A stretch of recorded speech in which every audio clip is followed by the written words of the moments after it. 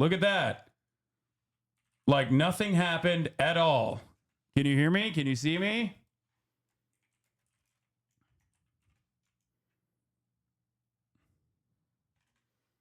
Hello, hello, hello.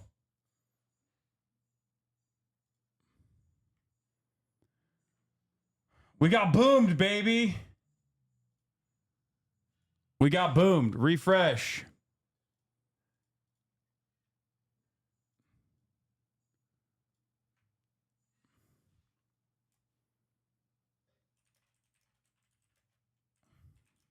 We are back after a brief spectrum.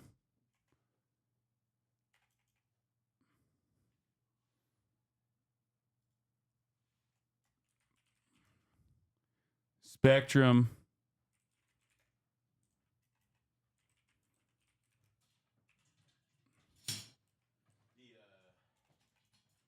What? I moved stuff covered back up, but I don't know where the garage door closer. Don't worry about it. It's fine. I'll fix it. I'll fix it in a second. All right. Mr. Spectrum. Yeah. He has risen.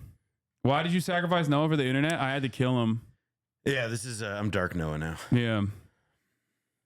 I brought him back. Anyway, don't you literally have commercial grade? They're so bad. Yeah, sometimes you just have like random ass outages. Sometimes you just have random ass outages which happen to which happen at like the most inopportune times, you know? And there's not really much you can do about it. So we all went to Laura Lux's stream because she was in your recommended. Oh, really? Oh, she's live right now? It happens more when you hit 40K. Yeah, it does. It almost always seems to occur when I hit like 40K around that front. It's just like boom. Or usually in tumultuous incidents, like when I have a lot of people up my ass. So Hezbollah is better internet than Bimaba Israel. I know. Alongside Noah Cole. Do we have a? I wonder if we have a. Do we have another blast off meme that I could use this time with Noah on it? Chat. That shouldn't play a role, right? You just have one stream link going into Twitch servers. No, it's not. It's not on the Twitch side. It's on my end. My internet went down. My internet went out. Like, for sure. Thought you were streaming above a Hamas weapon stockpile? Yeah. I know I'm saying it shouldn't have anything to do with your viewership unless you were just memeing, being sarcastic. No, I think that it just ends up happening at like weird, inopportune times. I don't know why. Here's my favorite Noah photo. Bro. It's fucked up, dude. Yo, it's funny because they're gonna be like, your chat acts like I don't have Jonathan Greenblatt's like direct line. Yeah, every Jewish person does. This is a good blast off meme. It's a good one. It's a good one. Yeah, you killed the men, not the idea today. Well, he has in the past been like, I'm a bit of a communist myself. Yeah, like you know, he said actually, that. I'm a bit of a communist myself. I like sharing. Okay. Okay. When Felix is here, they're gonna call him Noah the whole time. So yeah, that's how it goes. There's a smear campaign against you right now. What else is new, bro? It's a fucking just another Wednesday, you know? Hump day. Is what it is. Yeah, hump day, baby. Here, blasting off. Blasting off again.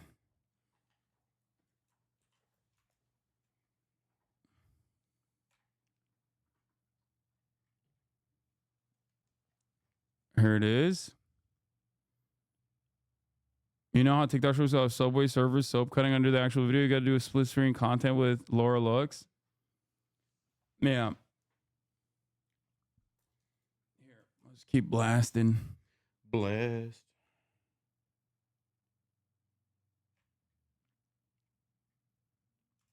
Laura is the reason why I have a Twitch account to begin with. Okay, she that's how we met. Yeah, she straight up helped me create a Twitch account. Yeah, when we played like Fortnite together on PS4. Yeah, back in the day when we talk about when we talk about Israel Palestine while playing Fortnite. Yeah, and now objectively worse because no Fortnite, still talking about Israel Palestine. You know? Yeah, and no Steve Jobs. Yeah. Anyway.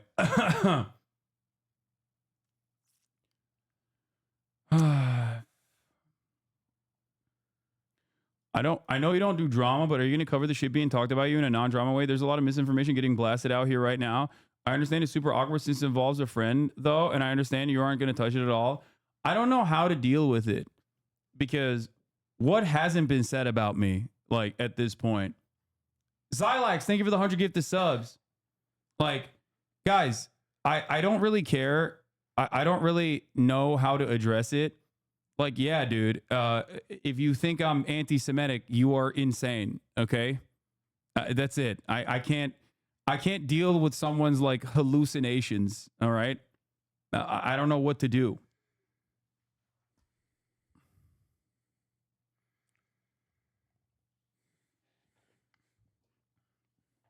Get with it, baby.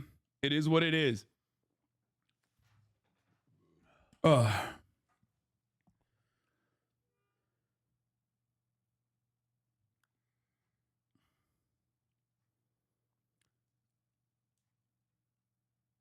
It isn't based on anything you did, so don't address it. Yeah.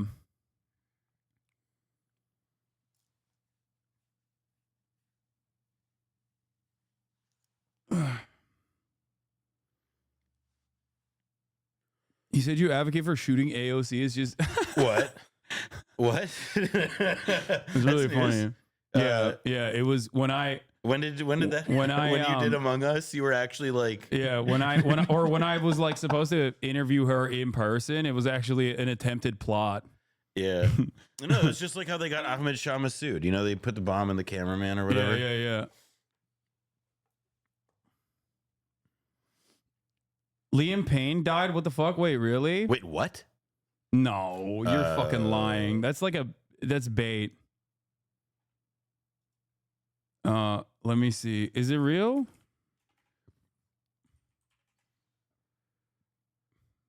No. Maya Henry takes legal action.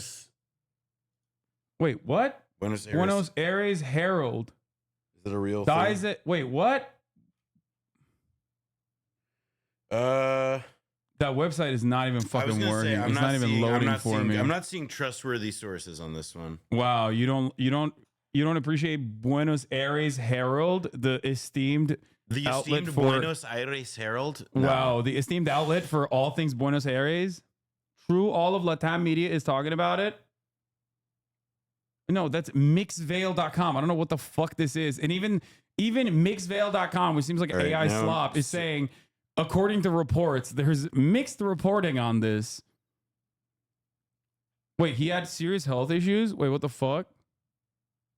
Oh, yeah, it's not even going to the website. It's not like letting us go to the fucking website. So this is from MTV LA, which is like the Latin American MTV. And it says, it's in Spanish. Desde Buenos Aires se confirmó la muerte de... So from Buenos Aires, the death of Liam Payne, former member of One Direction, was confirmed. Oh, what the... Oh, Wikipedia changed it?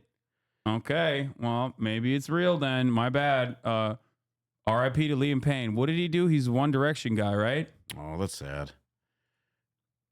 Yeah, this is what I saw. MTV LA. From Buenos Aires, the death of Liam Payne, former member of One Direction, was confirmed. He apparently fell from the third floor of a building. Our hearts are absolutely broken. We wish much light and strength to his family and loved ones at this time. Yeah. That's crazy. This is my... Okay. A rest in peace to Liam Payne. Going back to this, but this is my favorite type of person who like very obviously fucking comes in here to be like, people saying you support terrorists. What the fuck, man? No, dog. I do not support the state of Israel. I do not support American intervention in the region. Okay, I do not, and I have not, and I never will. All right. Got him. He literally updated his Snapchat an hour ago. What the fuck? Jeez. Yo, Noah did an outfit change. The sweater is sick. Where can I get one? Billy Reed. No, the shirt. I think Oh, the they're what shirt? they're asking. Oh, well, the sweater is Billy Reed. The shirt I got from Ben Mora. Oh, really? Yeah, he made it? these. Yeah, he made these. He is such a t-shirt guy. He is a t-shirt He's a guy. big t-shirt guy. Oh yeah, it's real. The Liam Payne news is real, it seems. One Direction singer Liam Payne found dead in Buenos Aires, local media reports. 31-year-old British musician was found dead after falling from the hotel's third floor, it said, citing emergency services. That's sad, man. Yeah, that's horrible. And you have to imagine that this is how a lot of people in his life are finding out. That's horrible. Yeah.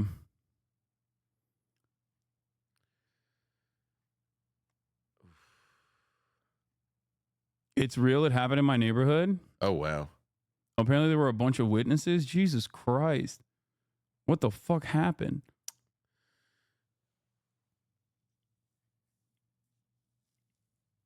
Sorry, but who is that? And what is Direction One? One Direction is a famous boy band from a long time ago. Yeah.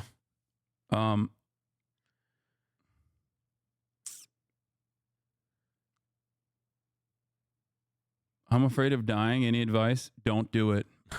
Don't die. Don't think about it. And eat vegetables. A long time ago, bitch, I'm not that old. I mean, it was One Direction was a long time ago at this point, right? Multiple decades? I don't know. Yeah, no, when I was in college, I worked for the student paper at Berkeley, and I interviewed Morgan Spurlock, who also died this past year because he directed the One Direction documentary. And that was over a decade ago. Jesus so Christ. it now counts as old. It counts as old. Yeah, they broke up 10 years ago. Was he in a ton of drama recently? I don't fucking know, man. What, dude, I have no idea. Okay, why would you never come to me for information such as this one? Okay, I barely know who he is. I know One Direction. You got Harry Styles. People say he queer baits or whatever. Okay, because he wore a dress one time. Zayn. You got Zayn, who is the Muslim one. Okay, who was dating Gigi Hadid. And then there's two other guys Liam, that are I know the fourth one. Can you name the fourth one? No. Lewis. Lewis? What's Yeah. his last name? Tomlinson? I think so. I think I got it. Yeah, it's Tomlinson. Yeah. Fuck yeah. Okay. See, there you go. See? Oh, we're missing one. There's one more. His name is Neil. Wait, there's more than 4? Oh, there's an Irish one. There's 5? Well, that was the big, that was their innovation, right? Okay, TMZ posted it. It's real. It's official. Liam Payne dead at 31 after fall from Buenos Aires hotel room. Click to read more.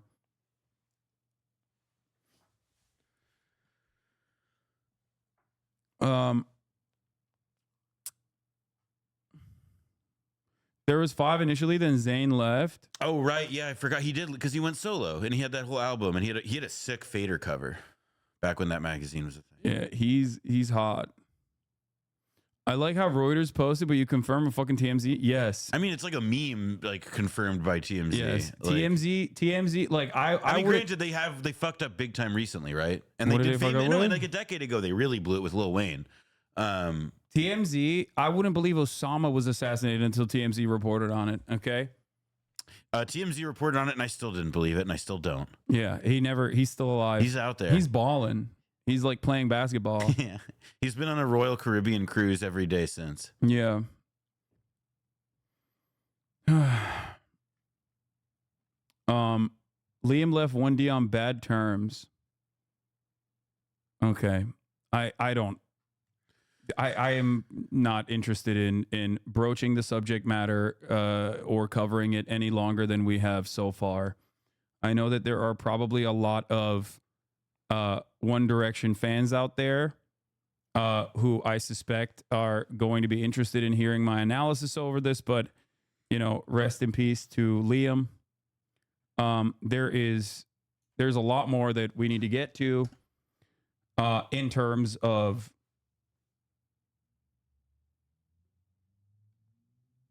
where we're at here. Okay. This is the news that is best to wait to cover? No, it's not. It's just news that I will most likely not cover.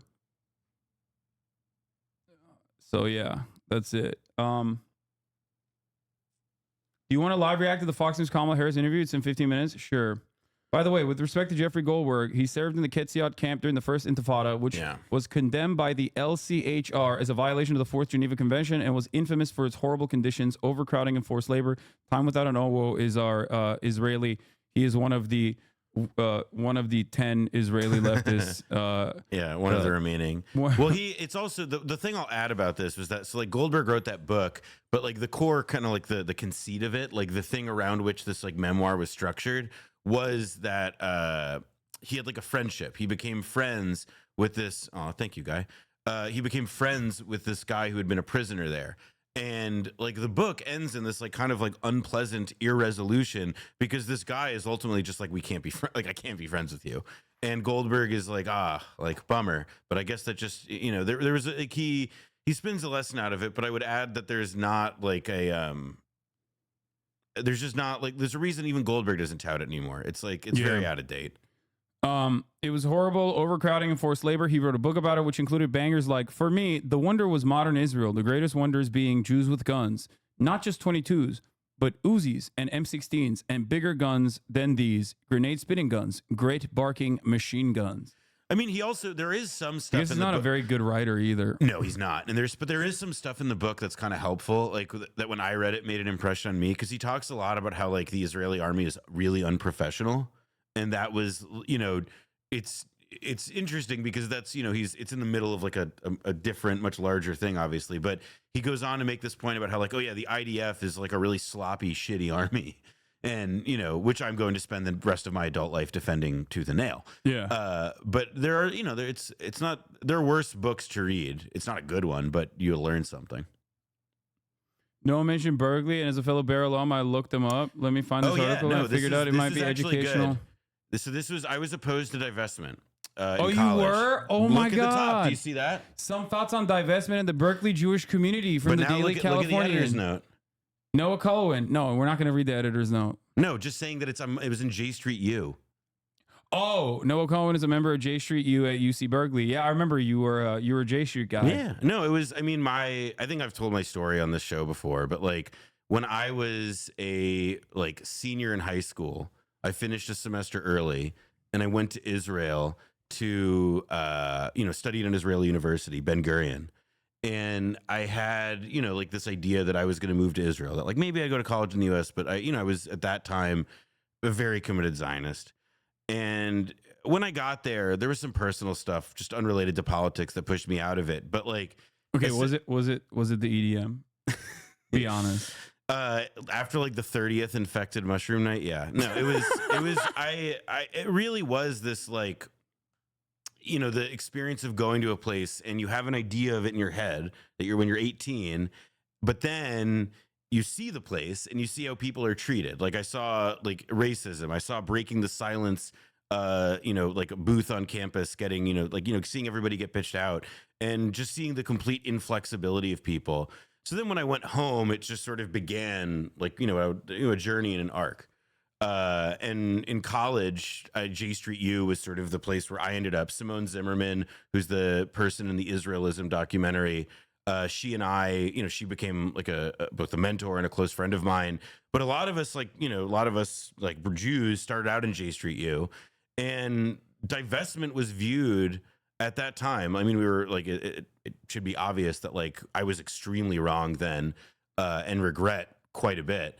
But it was, a journey where I felt like what I learned was, it's, I guess the best way to put it is that like I learned that a lot of what I'd believed about other people and believed about like what what politics were appropriate for the issue. I had all these wrong assumptions. I was just totally wrong. This is the divestment stuff is before or after you went to Israel? It was right after. So I was 2011, so 2013, and I think I would probably say like about a year after this. I mean, I was no longer a part of J Street because I graduated, but it really, I went back. I spent a lot of time, went to the West Bank, interviewed the Tamimis, but the bulk of like the 10 years after this were just like a kind of complete disenchantment with anything resembling Zionism, the Jewish state, a two-state solution, because that was the other part of this was J Street U at this time, like the strategy on campus and what we were doing was thinking like, well, Obama's in the White House. John Kerry is leading, major peace talks with the Israelis and the Palestinians. We have got to be, and this is the language we use, we've got to be the backing block for Obama politically. Yeah. We've got to say we support this. And, it ended up being, and of course the talks fell apart around the time I graduated, before I graduated even. But what it's sort of the lesson I took from that and that a lot of us took from it was that everything that we'd believed, and I'm really talking about most of the people who I worked closely with this. In fact, the people I helped relaunch Jewish Currents with, some of them were in J Street U too. But all of us, it was talk about growth and learning and changing. We just were totally disenchanted with the two states and with the whole idea that this could be resolved in the, through the Oslo process and all that crap. Yeah. And if you see this, you'll see, I mean, look, it's embarrassing, you're a big but Rabin head. Probably. I mean, it's hard because J Street now is sort of like, it's a sad organization, but I think what was the case then was that there was still this illusion that a lot of us clung to, this like false idea that we were gonna, that there was a diplomatic resolution in the offing. Yeah. We were wrong. And yeah, I mean, God, I think, I mean, obviously, like, I think about this all the time because it's probably one of the mistakes in my life. Like, this would be one of them, but I also kind of can't regret it because it's like I'm not wearing a smartwatch, by the way. I saw that. But why would that be a problem? I don't know. It's just not true. But I am wearing one. I'm wearing an Apple Watch. Yeah, I'm wearing a Casio for $10 from Walmart. But okay, don't snipe the chat. But see, once you get invested in this space, dude, you become the fucking weirdo who's like seeing everything in the chat. It's not good. It's a bad thing. Okay. Anyway, go on. Sorry. No. I mean, it is. I mean, I'm repeating myself, I'm sure, but I guess one of the things that I think about with this was just how patient so many people were with me, particularly Palestinians and very pro-Palestinian people. It was just such a, people were really gracious with me. And that was over time, like a huge part of this. Our Israeli chat says, yeah, the campuses are unhinged. We have we have a McCarthyist fascist student organization called Im Tutsu, which literally has a database of anti-Zionist and Palestinian lectures to expose them. For me, it was actually a great way to discover anti-Zionist academic research. There were, and at Ben Gurion, there were some amazing so there's a Neve Gordon, who's a political scientist who you've probably in past, he writes columns for Al Jazeera and elsewhere, but there were people who were there who, of course, I was too young to really I didn't take advantage of the opportunities in front of me there. I'll say that. But no, it was an eye-opening experience, both being in Israel and then going to an American college campus and thinking, oh, we can make a difference. We can do this in this way. And, it was lib, to be gauche about it. I think it's good to see stuff like this though, because like, I'm sure there are many, maybe not like anti-Zionist Jews, but like Jewish people that are growing up in the United States under similar conditions that are maybe like reanalyzing, re-examining everything that they've learned from their social conditioning early on that probably would appreciate hearing your journey throughout this throughout this process. I also want to say, I still go to synagogue. I'm still close with my family who, we don't obviously agree on everything, but a lot of people, including people in my personal life, like, you know, their views have evolved and changed in this time because, you know, it wasn't just always like yelling and you know, or anger about like, why do we disagree about this? Why do we see these things the same world, even though we supposedly have such value systems that align? In part because, you know, as events have proceeded, it's hard for, you know, I think being patient and sort of expecting that people, you know, people could have a real conversation about, especially as like news develops and as, you know, oh, diplomacy is no longer a thing. The Netanyahu like regime or whatever is the permanent state of political reality there, it feels like, and so on. You know, it made a major like people grow if you give them the chance quite often. You know who I think is going to become anti-Zionist? Maybe I'm so totally off base. I think Ezra Klein, out of like all of the mainstream people out there, is going to have like a Peter Beinart style evolution. It's I think possible. Out of everyone that I read and listen to, I think the one person that I think is closest to that kind of change is Ezra Klein. I may be speaking slightly out of turn, but like in Wonk Blog, which was, so Ezra Klein, when he first became like he was known for being a blogger, first at the American Prospect, but then he really became more well known before they created Vox at the Washington Post, this thing Wonk Blog. And I have memories of him saying that, like, you know, I don't know if he was saying that he was like I doubt he would go so far as to say like anti-Zionist, but he was definitely, I remember, much more critical and much more skeptical than what was the general consensus around Israel or Zionism, you know, like 15 years ago. It's a meaningful, like he's, you know, there's like, he's much less Zionist than like than the standard DC journalist. Yeah, no. Did you listen to his conversation with Ta-Nehisi Coates? I haven't, but I've actually heard about it indirectly from a lot of people. I thought it was really good. Obviously, there's still a lot of hangups in the way that he communicates certain things, which Ta-Nehisi actually caught him on in a couple different instances where he would say like Hamas apologists versus, you know, the far right in Israel. And like Ta-Nehisi was like, why'd you say Hamas apologist, but you say far right in Israel? And I think that in that process, there was like there were very instructive moments where he openly recognizes that like Israel's not a liberal democracy, for example. Like, yeah. I think that is a that's a good important line. Starting point. Like, he was like, it's not a liberal democracy. You cannot be a liberal democracy as you reign sovereign over, you know, 5 million people that you are dominating. You just can't be that. You have a comment. There's a good one actually in chat there. I mean, a decade ago about Matt Iglesias. Start there. Because that's right. This is true. And it's one of the... that's right. I want to be clear about this. Like, one of the things that like really moved, and I'm not going to, like, a lot of people in my life, a lot of Jews in my life were shown something like the single experience that like set them on a different trajectory of understanding about the region and about the politics was visiting Hebron.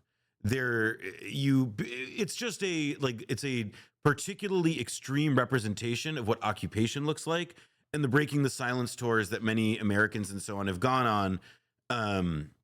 You know, it's understandable why. I mean, it's freaky. You know, when we went on a J Street U trip, they secretly recorded us, the radical settlers that we talked to, and then they published it on YouTube.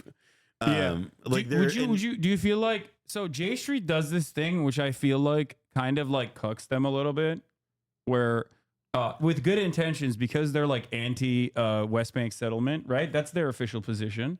Yeah, no, that's their position. Yeah, so they will take Americans to the West Bank, including politicians, and then when people like Jamal Bowman see that, they're like, this is the most insane thing I've ever seen.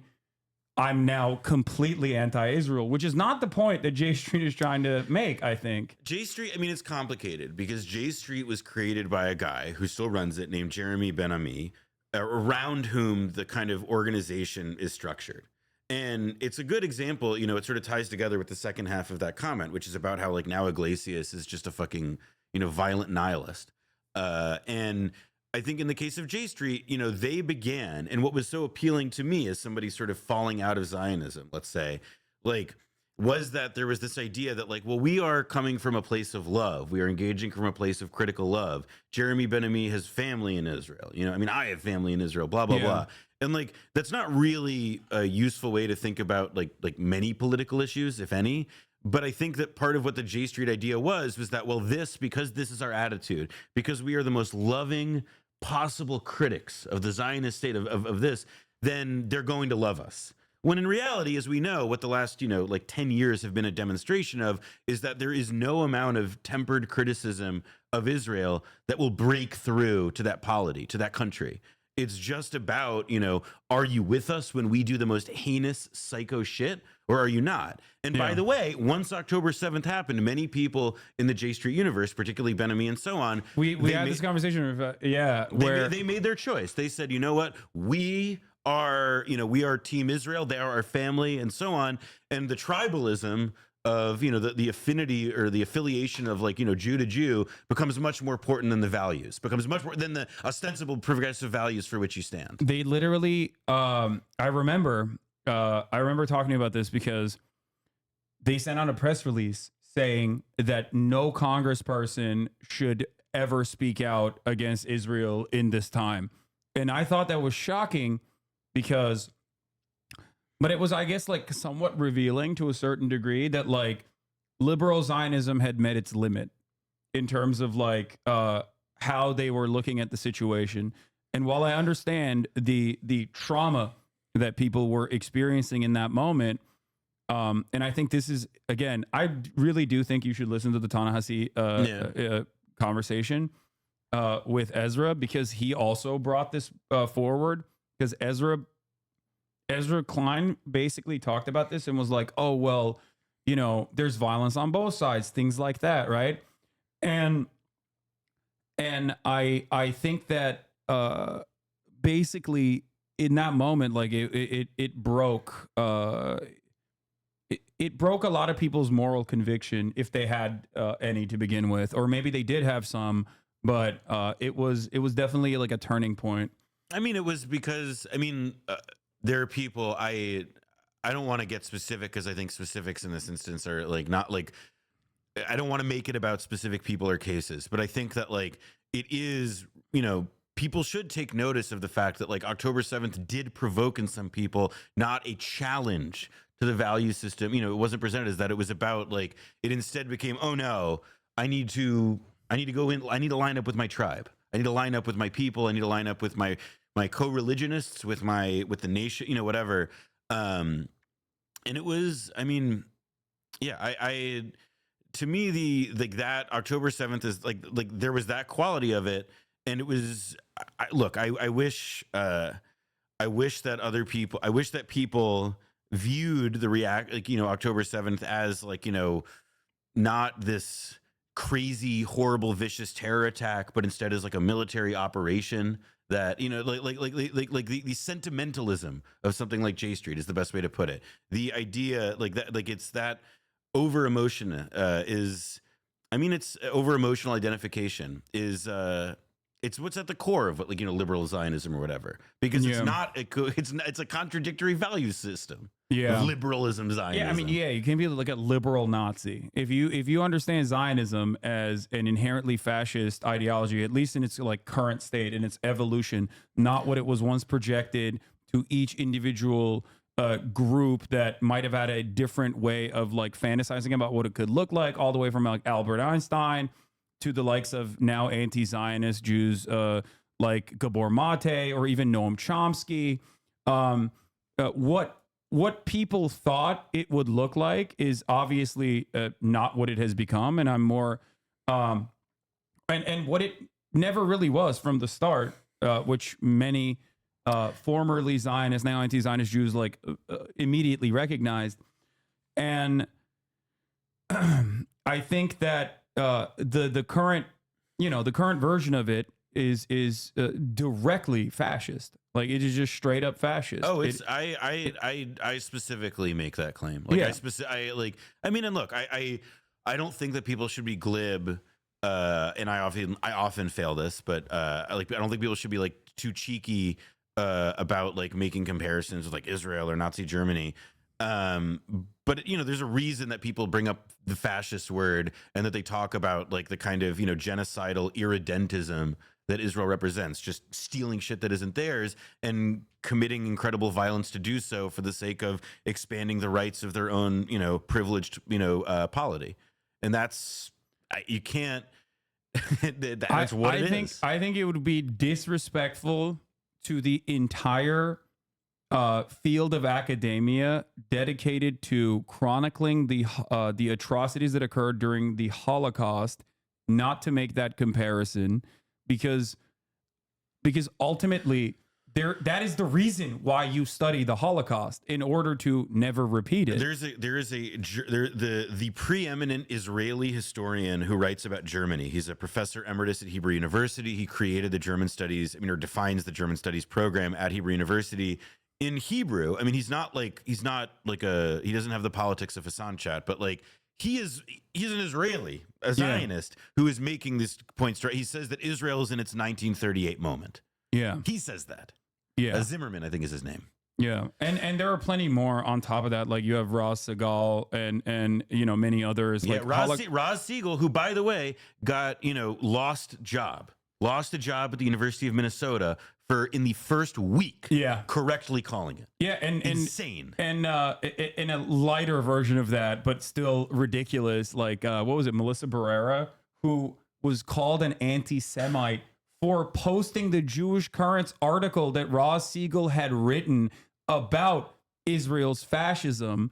And it was fucking crazy. Like, I felt like I was going insane. Like, it was expected. I knew that it was going to happen. But that was like such an obvious, like, we are going to punish you for speaking out of turn moment, because like, it wasn't even anything that lightly broached. It wasn't even anything that you could reshape as like potentially anti-Semitic. You know what I mean? Because people do that all the time. But it's the sensitivity. This is the thing, right? Is like Israel, because it's doing things that invoke the comparisons to Nazism, is, you know, it's carrying out its own death sentence.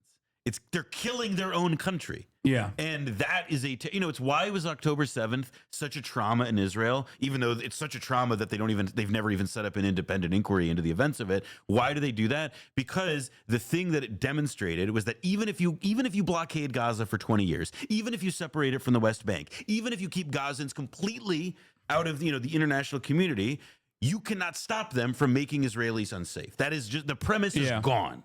And so as a result, I mean, that like internalized truth, the shock of that has really, it triggered a lot. I think that that's what has triggered the, you know, like the sense that Israel is not a safe place anymore it's what has made people, you know, it's why the freak out. It's because the stakes have become existential. Yeah. Okay, Kamala Harris is talking to Brett Baier on Fox News. What was a bipartisan effort, including some of the most conservative members of the United States Congress, adopted to actually strengthen the and border. Apparently it's not going well. That First question was, how many illegals did you let in? 1,500 more border agents at the border, which is why I believe the Border Patrol agents supported the bill. It would have allowed us to stem the flow of fentanyl coming into the United States, which is a scourge affecting people of every background, every geographic location in our country, killing people.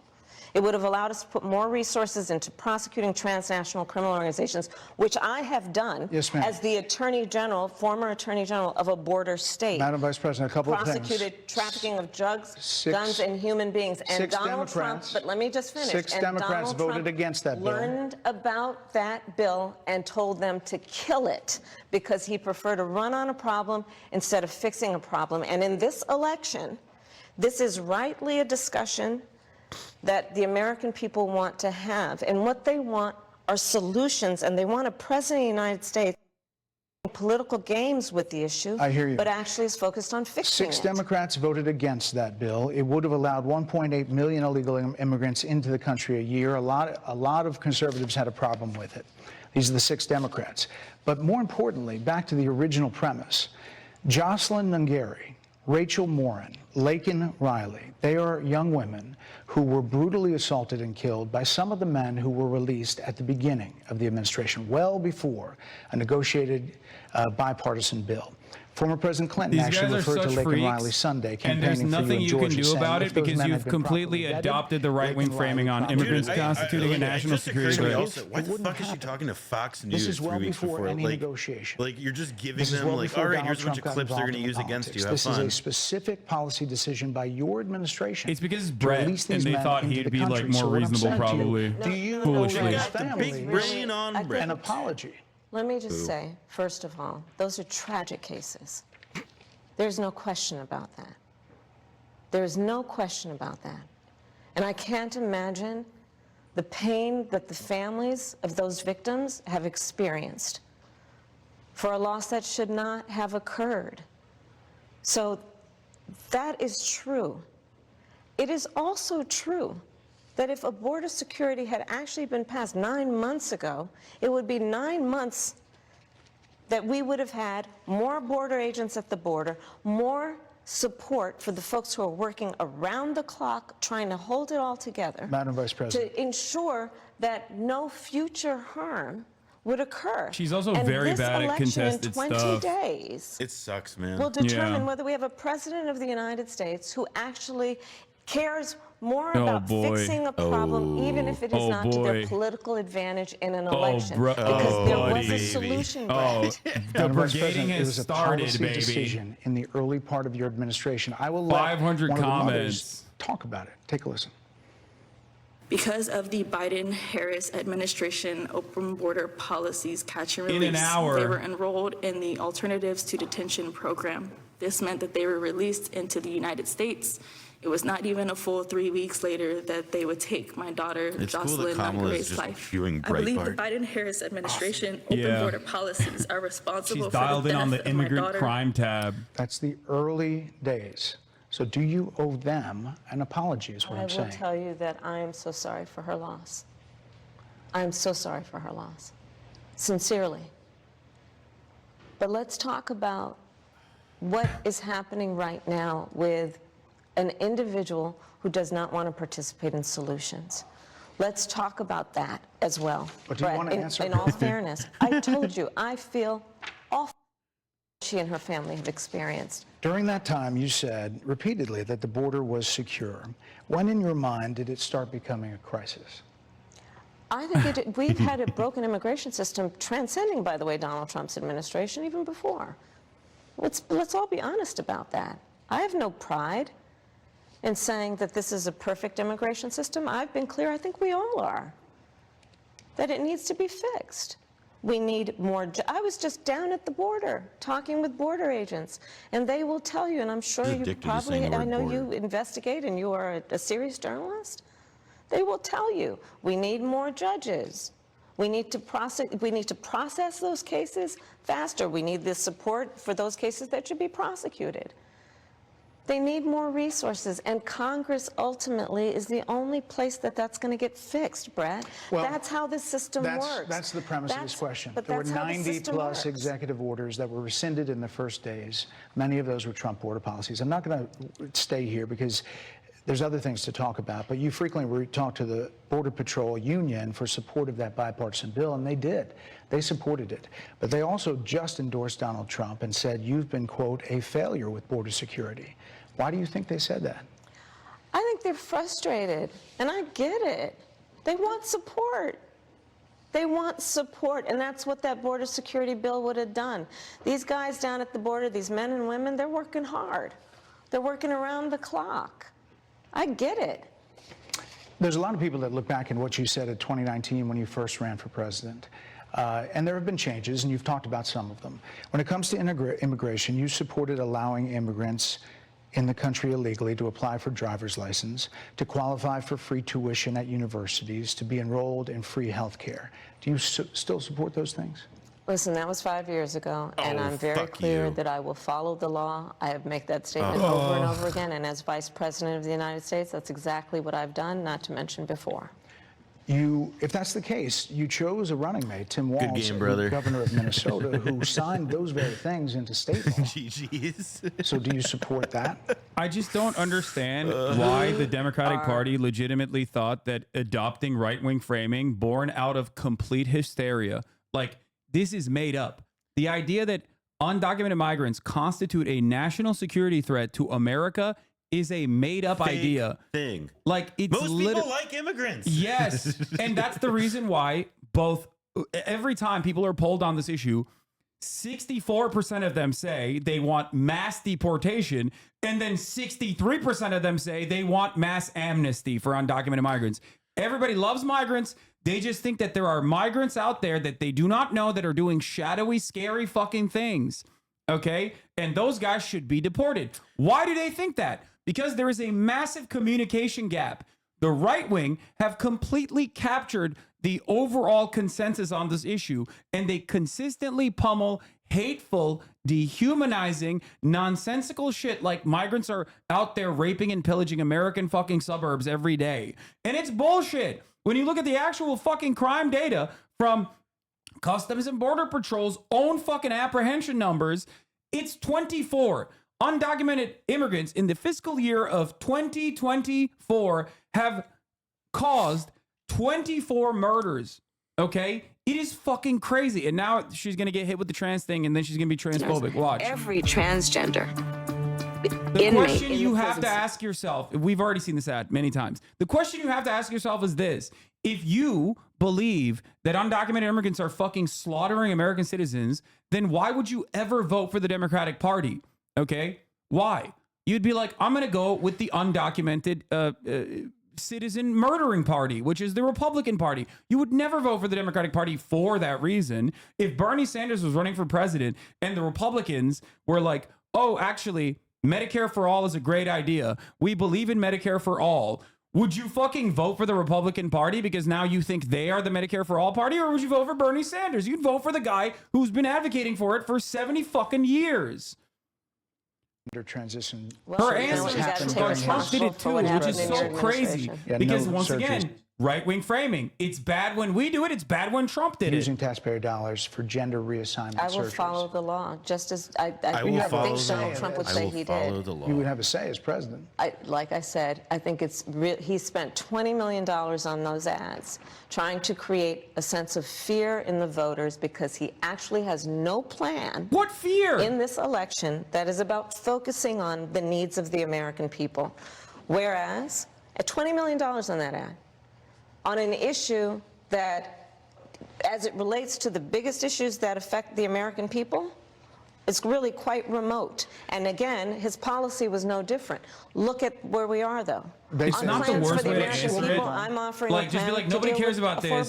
Trump did it too. No one cares. It's not a bad thing. It's just fucking medical procedure. Shut small up. businesses, which are the backbone of America's economy. I am offering a plan that is about taking care of young parents and giving them the support they need. My plans for the economy will strengthen the economy, as have been reviewed by 16 Nobel laureates, Goldman Sachs, Moody's, and recently the Wall Street Journal, which have all studied our plans and vindicated my plans for our economy will strengthen our economy. Dude, when I go to the fucking rural Wisconsin areas, I'm always thinking like, I'm always saying Goldman Sachs trusts me. Dude, when I'm in an Iowa diner, everybody is talking to me about how much they love Deloitte, they love Bank of America, you know? That's like Pennsylvania. I'm going to win Pennsylvania with this narrative that Goldman Sachs loves me. And understand how economic policy works, that moving forward, because I do believe the American people are ready to turn the page. She's pandering to Fox News viewers. That's really interesting because she said that on Univision, MSNBC, CNN, and every fucking town hall that she's ever conducted so far. So it's not just the Fox News viewers that she's pandering to. And a plan that is sound and will strengthen our country.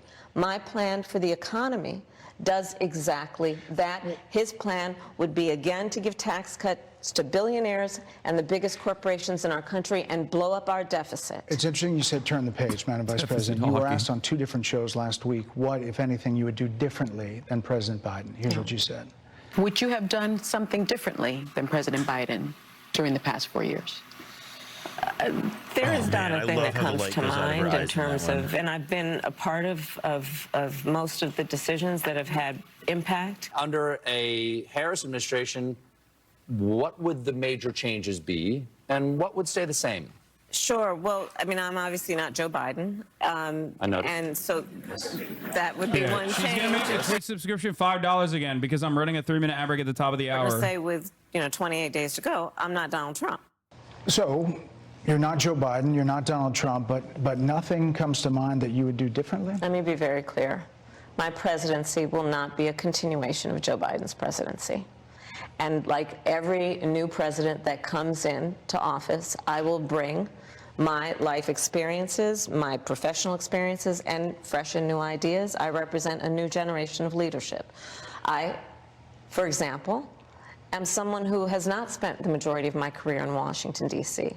I invite ideas, whether it be from the Republicans who are supporting me, who were just on stage with me minutes ago, and the business sector, and others who can contribute to the decisions that I make about, for example, my plan for increasing the supply of housing in America and bringing down the cost of housing, addressing the issue of small businesses, which is about working with the private sector to bring more capital and access to capital to our small business leaders, including my plan for a $25,000 down payment assistance for first-time home buyers and for small businesses, extending the tax deduction from $5,000 to $50,000. We've heard a lot about those plans in recent days. Your campaign slogan is a new way forward, and it's time to turn the page. You've been vice president for 3.5 years, so what are you turning the page from? Well, first of all, turning the page from the last decade in which we've been burdened with the kind of rhetoric coming from Donald Trump that has been designed and implemented to divide our country and have Americans literally point fingers at each other. Rhetoric and an approach to leadership that suggests that the strength of a leader is based on who you beat down instead of what we all know. The strength of leadership is based on who you lift up. The strength of an American president, which is one who understands that the vast majority of us have more in common than what separates us. Madam Vice President, more than 70% of people that is tell about turning the page on rhetoric that people are frankly exhausted of, Brett. More than 70% of Brett people is fucking cooking her because these are the very obvious weaknesses that you can expose in an objectively bad campaign. How much do you, I'm trying to imagine how they prepared her and President Biden being president. Do so that well, is like she's what doing they're right saying. now. 79% of them. Why are they saying that? If you're turning the page, you've been in office for 3.5 years. All right, I'll be back. And Donald Trump has been running for office. But you've been the person holding the office. Come on.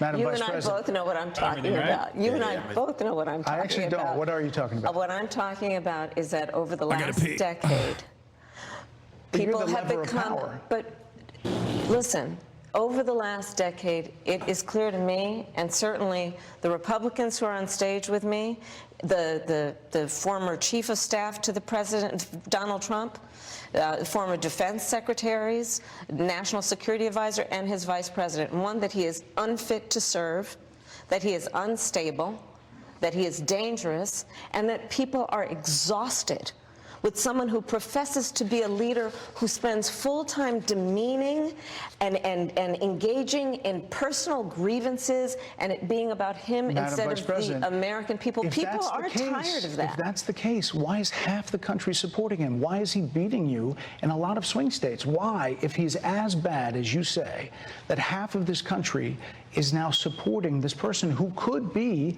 the 47th president of the United States? Why is that happening? This is an election for president of the United States. It's not supposed to be easy.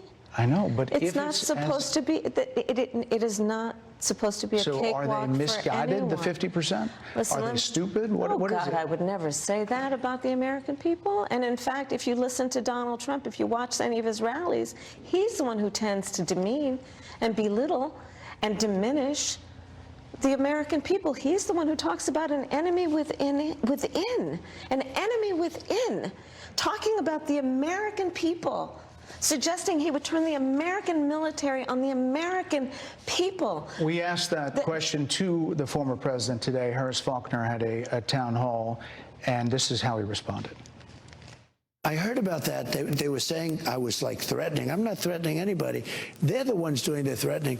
They do phony investigations. I've been investigated more than Alphonse Capone. He was the greatest gangster. No, it's true. No, but think of it. It's called weaponization of government. It's a terrible thing. So, Brett, I'm sorry, and with all due respect, that clip was not what he has been saying about the enemy within that he has repeated when he's speaking about the American people. That's not what you just showed. well, he was asked about that specific... No, that's not what you just showed. In all fairness and respect to you, that was the question that we asked him. You didn't show that, and here's the bottom line. He has repeated it many times, and you and I both know that. And you and I both know that he has talked about turning the American military on the American people. He has talked about going after people who are engaged in peaceful protest. He has talked about locking people up because they disagree with him. This is a democracy. And in a democracy, the President of the United States, in the United States of America, should be willing to be able to handle criticism without saying he'd lock people up for doing it. And this is what is at stake, which is why you have someone like the former chairman of the Joint Chiefs of Staff saying what Mark Milley has said about Donald Trump being a threat to the United States of America. He's quoted in the Bob Woodward book that way, yes. Let me ask you this, Madam Vice President. You call Donald Trump... The significance of that. You call Donald Trump... he's misguided. You say now he's unstable. He is unstable, Brett. He's not well. You say he's mentally not stable. He's not stable. Let me ask you this. You told many interviewers that Joe Biden was on his game, that ran around circles on his staff. When did you first notice that President Biden's mental faculties appeared diminished? Joe Biden, I have watched from the Oval Office to the Situation Room. And he has the judgment and the experience to do exactly what he has done in making very important decisions on behalf of the American people. Okay, people, I need to make an announcement. I did not time this so that one Jewish guest of mine would be swapped out for another. Okay, and I know that everyone is going to say Noah's back, because they were calling Noah Felix earlier. I'm under attack for fostering anti-Semitism in this community, and you guys are being anti-Semitic right now. Well, I mean, what your chat doesn't know is that this is the last day you will ever see Noah, me, any other Jewish content creator, even the secret ones like Mr. Beast. Because it's no longer safe. As everyone knows, Shy David I was finally banned from Columbia campus. Oh, we'll get to that. That's how Crystal Knock started the first time. I'm so happy that you were able to demonstrate your bravery by coming here on a day of mourning for you. Well, it was kind of like, if people remember the freeway mission from the new Modern Warfare 2. I was fighting off JVP convoys and everything, jumping from car to car. It was very harrowing. Yeah. Anyway, we're watching Kamala get fucking kind of cooked by Brett Baer on this Fox News interview that I don't know why she's doing. Okay. But we'll get back to all of that in a second. I don't get the point of going on Fox News we need to do when you're like, if you're not prepared to be like, yeah, Biden's cooked. Oh no, yeah, she got questioned on that too. And Brett was like, 75% of Americans want a change of attitude. Experts thought you would say you China. are not representing that at all. Director had said that. Confusing. But you said Iran. If that's the case, what do you say to critics who look at the actions of your administration and say you're not acting like Iran is the #1 threat? Well, I will tell you most recently, whether it was in April or in October, and then several hours on each occasion, that Iran posed a threat to Israel. I was there, most recently in the Situation Room, in the most recent attack, working with the heads of our military and doing what America must always do to defend and to support Israel in its requirement to defend Did they itself prepare her at all and to for this give interview? Like, American support he gives her to like be an able to allow extremely Israel loaded question, to have which is the like, resources you say, to defend you say itself Iran against is like the attack, biggest threat, including but you're from Iran and you're Iran's only giving terrorist proxies in the $10 region. billion to Israel every that couple of is- months. and And her my response is, commitment I to went that to a bunch of meetings is about unyielding this. and unwavering. Critics Like, just this say that is you why either it's relaxed or bad failed to enforce sanctions for on someone Iran, who, like, allowing all of this money only to ever flow got into their Iran. Like positions let's through go like back to the Donald weird Trump, inner workings who of the pulled out California of- who Democratic pulled Party. out of a deal The that drawback would of have putting actually them on a put national Iran stage. in Who was she truly tested against? Linda Sanchez, like who? She just was not prepared for this at all. Put aside the weird stuff of like, oh, Biden's perfectly mentally competent, that's why he's standing down. She just doesn't seem ready for any hard question at all. But this has been the case since Dana Bash. Like every time she's on, she just has like the Kamala bot operating on the same talking points with the same exact full assessment of the cadence facts, too, like down to the which fucking wire, includes- down to the letter. I think this interview is supposed to be about the choices that your viewers should be presented about now she's gonna this bitch about the election, and the interview. You chose contrast to is do it. important. Yes, ma'am. And on we- the subject of Iran, I am offering I'm the #1 Iran what mutilator. should be an important contrast that is presented for folks to make a And there decision are that critics they who feel. look at what the administration did and say and think differently. Madam Vice President, they're wrapping me very hard here. I hope you got to say what you wanted to say about Donald Trump. There are a lot of things There's more to say. I have much more there to are say, a lot of actually. things that people want to learn about you and your policies, and Yes. that's why we I invited invite you everyone to go to kamalaharris.com, and you will see that I have 80 pages of policies that are quite comprehensive Are you and hungry, should by the be way? accessible to Ooh, you anyone want who some would Middle like to Eastern read food? them. Yeah, let's and it do it. includes what I intend to do about affordable housing, what I intend to Like, do I'm about small gonna eat businesses, straight what I chicken, do but, like, That's why intend we to do invited to you strengthen here our from economy. to is see a where you banger. were in 2019 and to where you support are now. I might have America's ordered for you military and ensure before. we have the most lethal and best fighting force in the world. Madam Vice President, And they're giving me a hard rap. Well, I thank you for the time. I want the Thank most you for the lethal time. fighting force, I Thank you Thank you very promise. much. Thank you. Oh yeah, I know that place. Yeah, I love this place. Do you Okay, want? Let me see. let's let bring me in our pull up panel. the menu. Martha McCallum, anchor and executive editor of The Story with Martha You want McCallum. to Dana homogen? Perino, co-anchor of America's Newsroom, co-host The- of The Five, and Harold Ford Jr., What did Kim former Tennessee Kardashian- Congressman, Kardashians co-host call, of The Five. Armenian Dana, I'm going to pizza? start with you. What's your That may be a takeaway? little too heavy. One, Okay. I think Here, it you- is I'll just great that you whatever did the you want. interview Just with don't show Fox, it on and I screen. think that I it was won't. amazing that you were the interviewer. I think that that was an incredible 30 minutes, well spent by both of you. Now, I would say We will I get thought back some to the of her Kamala answers were a interview little with, bit thin. on Fox News as I am in an anti-Semitic way giving a lactose intolerant man Turkish food, which is heavy on the lactose front, what you could probably consider an act of chemical terrorism. It's Turkish food is like, it could be my favorite cuisine from the region. Hand to God. Like, no one, like, out of all the different sandwich types in the, let's put this in like Kamala parlance, in the Muslim world. In the Turkish ones are Islamic the world, best. Yeah. Turkish ones are the absolute best. Turkey has a mastery over bread that no one else has. So good. It's insane. I miss when I lived in fucking Queens and there was like a Turkish place I would always order from, and every like the thickest, like, what's the stuff, the sesame bread? You know what I'm talking about? Simit? Yeah. Oh. Yeah. And Oh. ever since I fucking come here, like, I never, it's always like lavash wraps. Is it because we can't buy meat? The Turks in the chat are chirping.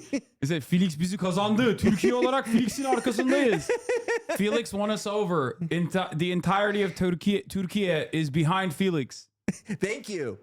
No, Yeah. wait. I'm just telling you guys. Wait till the dinar or the lira gets Comes back, it bounces meets back. It's true value. True value. All right. There we go. Okay, what'd you order? I got the beef shish kebab. Oh, it's a good one. Wait, do you want to try this one instead? The meatball? It's very good. I would actually, yeah, I'll do that instead. I'm not kidding. Wait, do you want bulgur rice or French fries on the side? I'll take rice. Okay. I'm gonna get you both because that's way too much. Because we have another guy coming in a little bit. He's not Jewish. I promise. Decidedly not. I promise. I know there are a lot of anti-Semites in this community, and we are very. I know that you guys are very mad at me right now for having all these Jewish guests on today, which once again. I do need to mention something here. I did not know that my former podcast co-host was going to do an entire effort post about how anti-Semitic I am and how anti-Semitic my community is when I set up the guests for the day. Okay.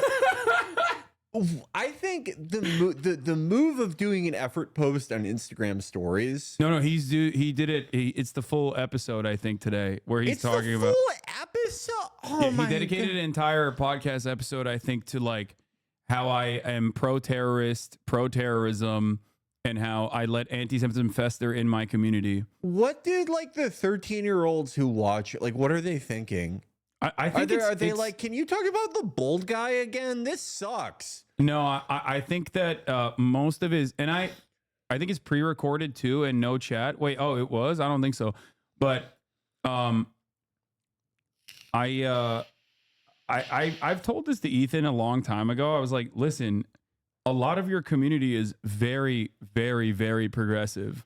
Like, it's not me that's like making people upset at you for, saying a lot of things that might be damn near identical to like a Michael Rappaport about like, oh, I bet queers in Palestine wouldn't have an easy time, or if you were a sex worker in Palestine, you'd get thrown off the roof, like he said to our friend Muhammad. Yeah. That sort of stuff is not going to be read positively by your audience, which is going to be very upset at you because your audience does not agree with what you're saying. And it's not just like me goading them into, feeling a type of way about you. Yeah. Didn't he had like a whole thing where a lot of YouTube guys had to do this during the Trump years, where like, all their videos from like 2013, when you could do anything, like get recirculated among their new audience of people who are like, 15 or 16 in 2017. And they're like, oh my God, I would never do that ever again. I would never.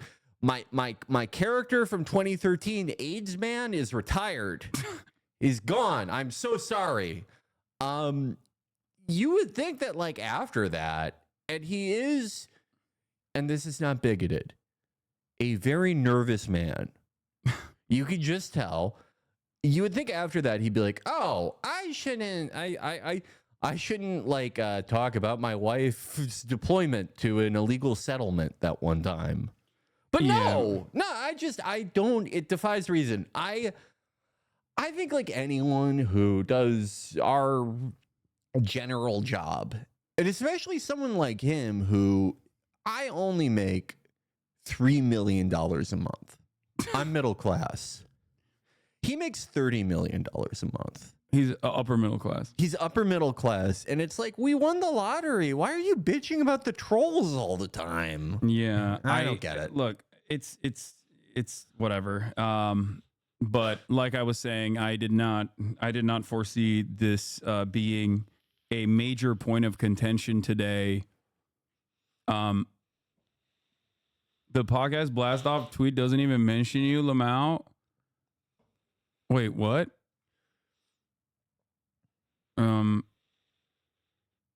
I don't know what leaving Hasan from the topics when you made it the title of the stream is crazy. I didn't even realize that it was like happening until everyone started getting banned in my chat for trying to bring it up.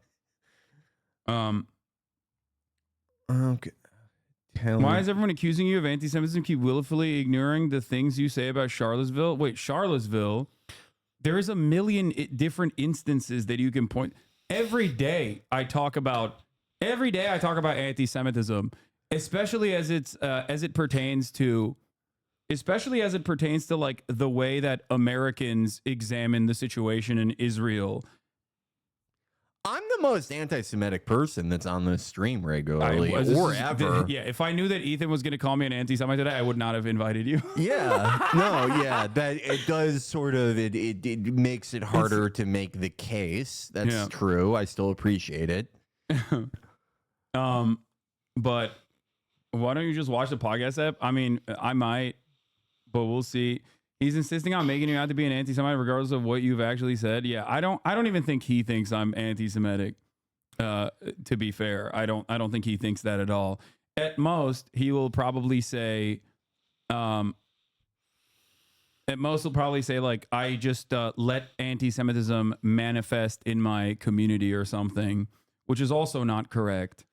But one thing that I did see online that I find very interesting about the internet, like purely from how things have changed, in terms of like change for the worse. Oh, we were reading Noah's like earlier writing about divestment, how he was anti-divestment at UC Berkeley. Did you know this? Oh yeah, no, Noah. Yeah, Noah is like Liquid Snake.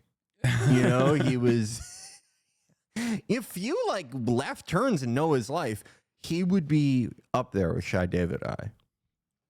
Yeah.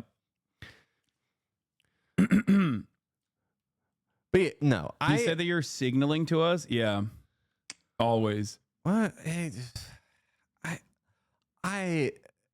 He pulled up a clip from a YouTube account called HasanAbi.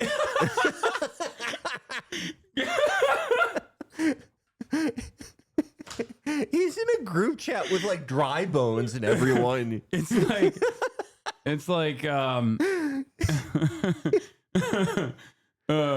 awesome. Yeah, no, that's for sure. That's how you tolerate. That's how you showcase your tolerance about different forms of bigotry. when you pull from the endless fountain of tolerance from the likes of the account called HasanAbi. I just don't like. I mean, this type of like accusation it kind of reminds me of the stuff that like Zionists do, where it's like, hey, I'm actually a liberal. I support peace. Blah blah blah.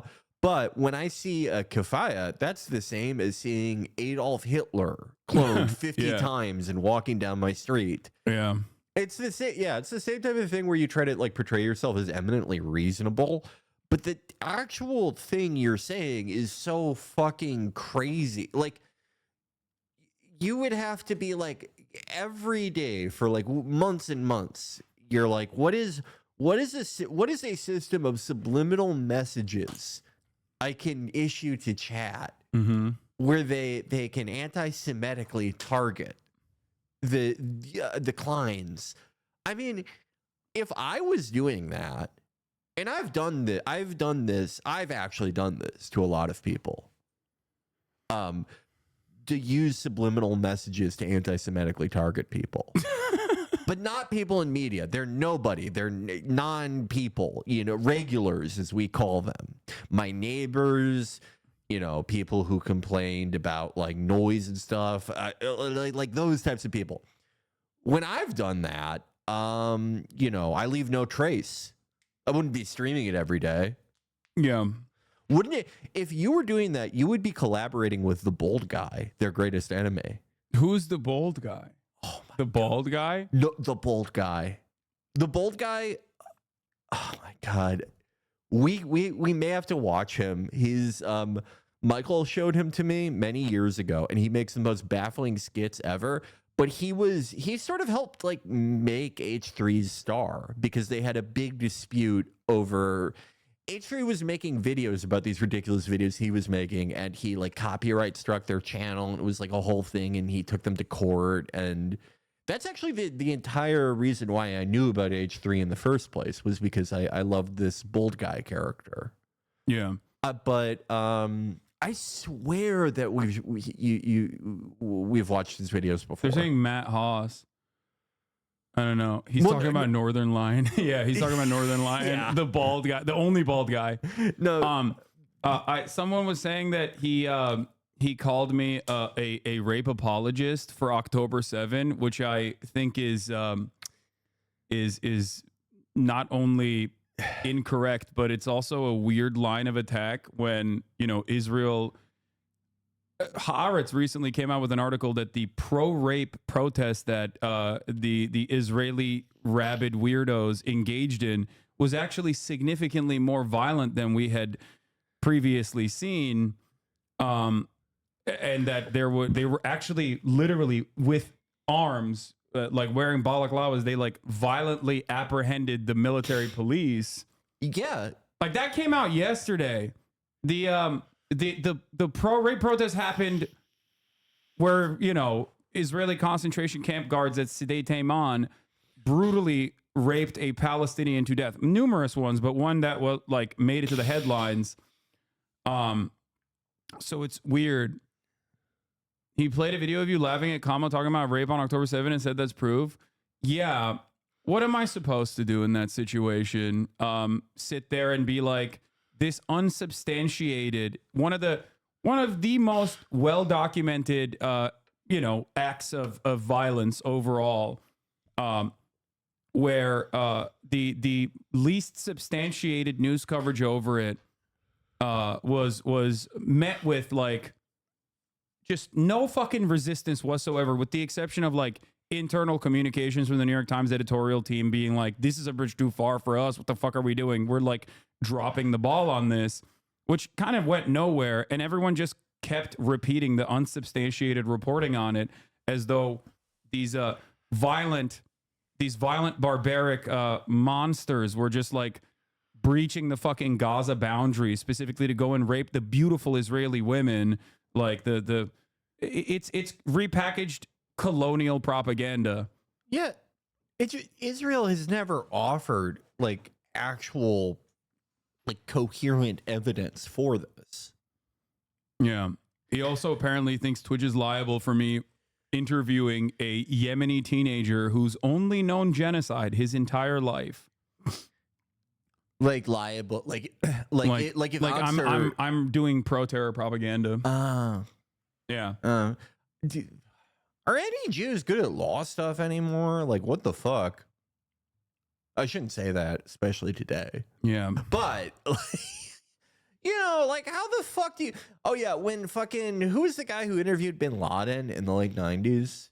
Mike Wallace? Or some fucking guy? Some 60 Minutes guy. Yeah, after that, CBS was on the hook for 9/11. You know? Come on.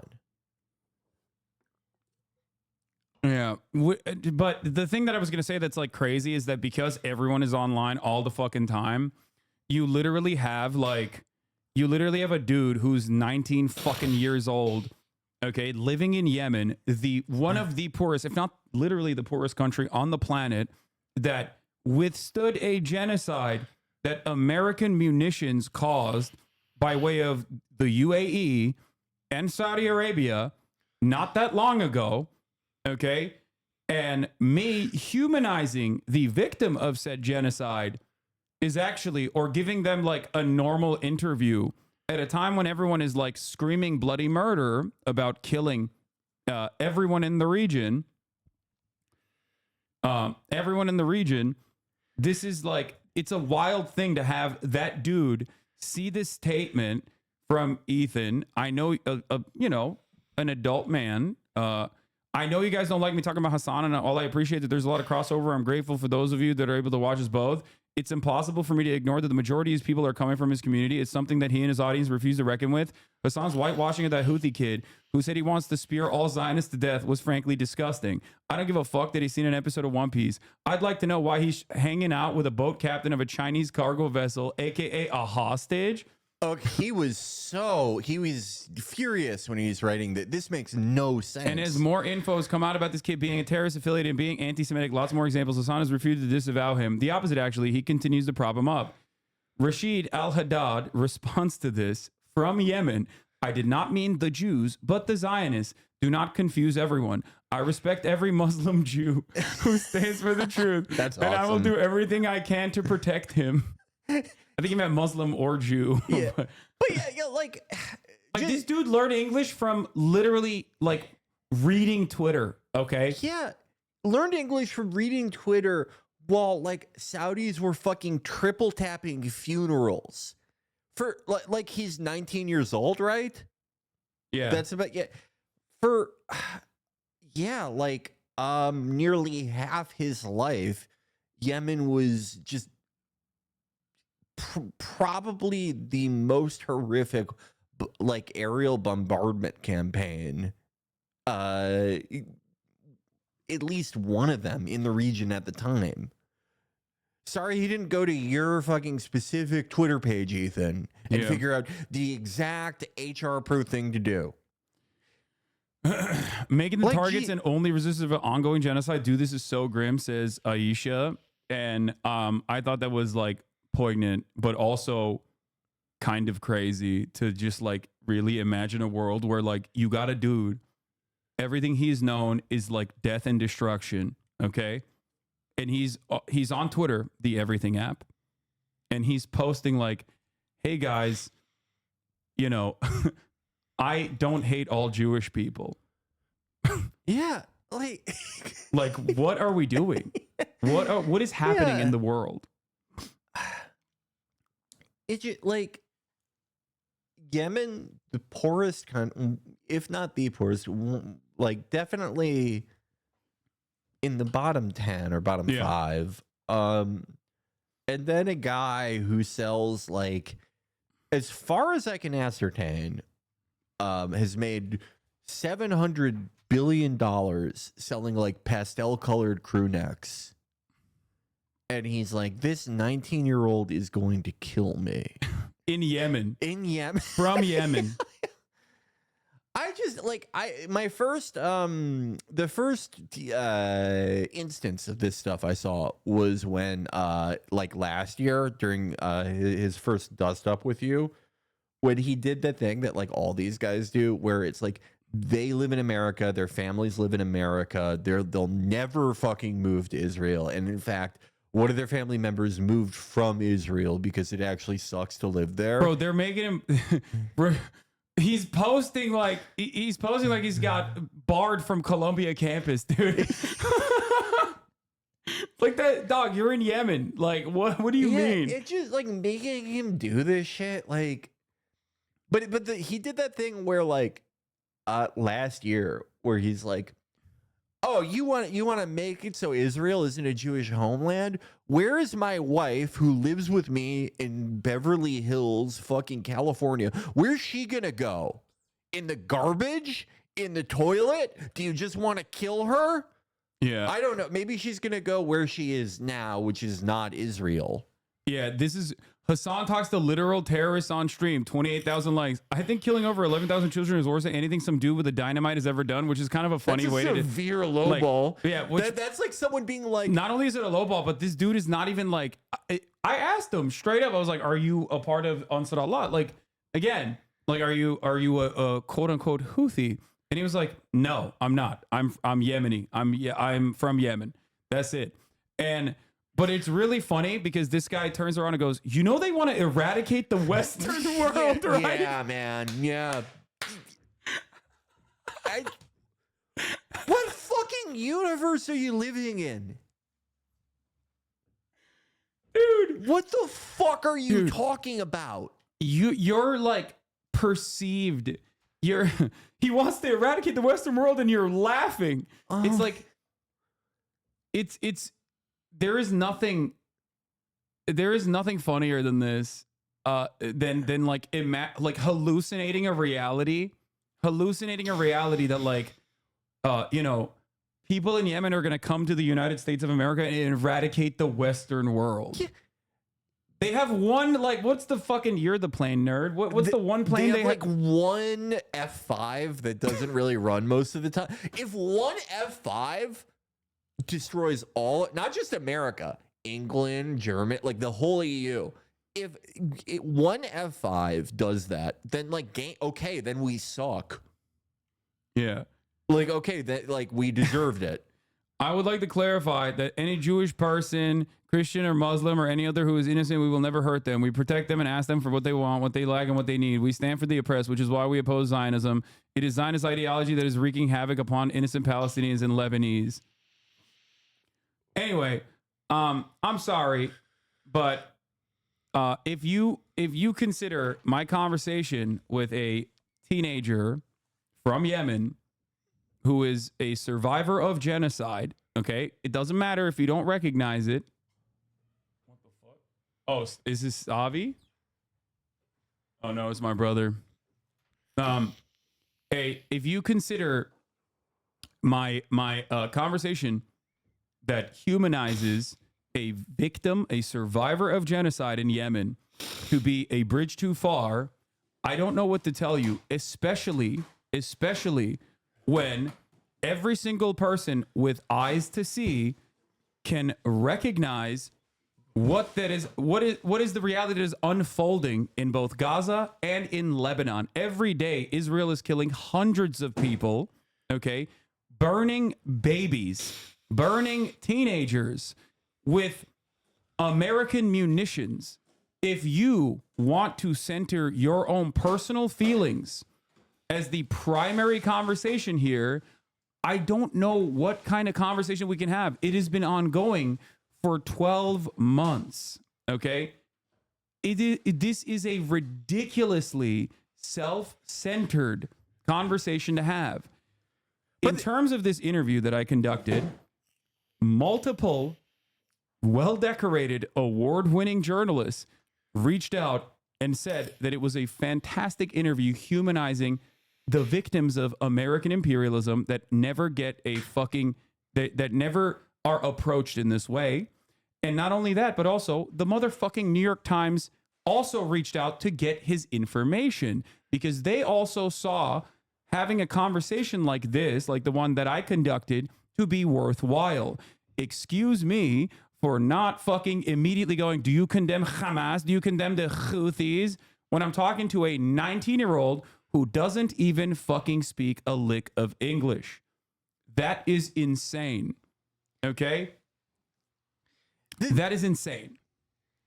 The thing that like people always do before they like just issue like a completely like self-centered tirade after all of this, after every horrifying fucking thing that we've seen, they always go, well, you know, I'm for peace.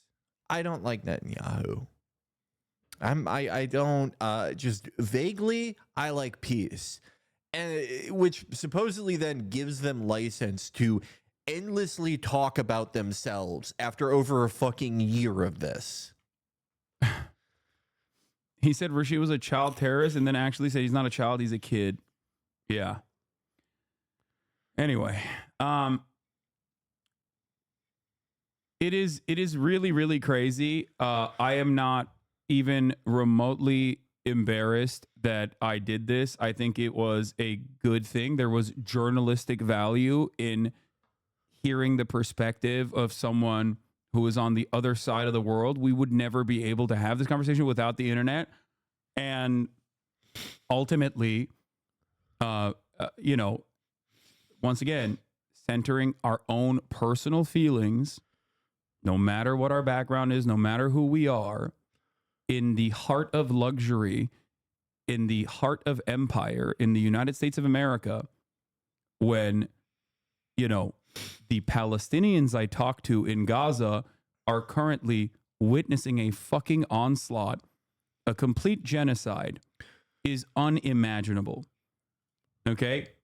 I'm going to tell you something about a journalist that I talked to in North Gaza. His name is Hasan Shabat. I talk to him with regular frequency. He has said that he wants his messages to be broadcasted.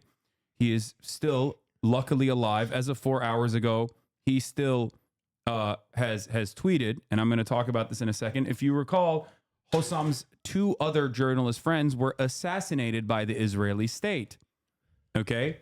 He is among some of the many people that I talk to that still have access to internet in Gaza. He is in North Gaza. Israel is currently starving North Gaza and conducting a full-blown genocide in North Gaza. I need you to understand this. Hasan, as of today, is 23 years old. Okay? This is a very important part of humanizing the victims of this genocide. Okay? This is Hasan. Okay? This is Hasan. Is that Anne Frank? Your mother should have swallowed you, you fucking piece of shit. Okay? I said, hope you're doing well, all things considered, my friend. And to which he responded, doing the best we can. Today is my second birthday during this genocide. I turned 23. I hope by my next birthday, I will be alive and all of this will be over. 23 years old. 23. 23 years old. Everyone, whether they're in South Lebanon or Beirut or Gaza or the West Bank, is forced to grow up extremely, extremely fast for one reason or another. It's kind of sickening when you juxtapose, like put it next to whenever like a group of Israeli soldiers are killed, and they're like, "Oh my God, these 21-year-old kids." He was just a 27-year-old colonel. It's so these kids are being killed. Professional soldiers. I need you to understand. That is why I'm showing this specifically so you understand like where my mindset is and where I'm at. I understand that I am an incredibly fortunate person to be living in the United States of America. Okay? And I try to use that good fortune to the best of my ability to communicate the humanity of the people that are victim to American imperialism, to Israeli violence. I'm sorry if these emotional moments for a lot of people cause others to stop thinking about the victims and instead start thinking about the fear that they hallucinate or the violence that they hallucinate from this community. Okay? If you think I'm anti-Semitic or if you think that I'm promoting anti-Semitism, when every single day we work tirelessly to ensure that anti-Semitic statements do not get any fucking, do not get any kind of fucking ground in this community on a regular basis, I don't know what to tell you. Okay? I don't know. I have no answer. I have no answer for you. It is ridiculous. And it's sad that this is even a point of contention. Okay? It's sad that it is even a point of contention. I don't think anybody believes it. Okay? I don't know. What a weird situation we're in. Yeah, I mean, that is like the last resort of someone who just has absolutely nothing. It's a broad enough accusation that you can just toss it out there. And it's ephemeral enough, like the idea that like you're just generally signaling to the troops to go and like harass him anti-Semitically. Well, like, how could you disprove that? It's like completely fucking ridiculous. But all you can do is laugh at it. Yeah. I mean, that's it. All I can do, and all I do in this situation is just like laugh at these ridiculous accusations. Okay? There's nothing else I can say. It's insincere. It's not only insincere, but it's like, I don't even think it genuinely, like, it genuinely causes a single person to second guess unless they're already primed into fucking hating everything that I am saying already. But that's it. It's deeply unserious. I hope Ethan is doing well. I don't know. I haven't kept up with him. I urge him to talk to at least like Sam Cedar or something. Maybe he can get a different perspective from someone else that has also been to Israel, someone who he admires and respects. That's it. If you're not anti-Semitic, then you must have a problem with Hezbollah. What? If you're not anti-Semitic, then you must have a problem with Hezbollah. Hezbollah is more pluralistic than like any of Israel's governing parties. That's not really, that's just kind of a fact.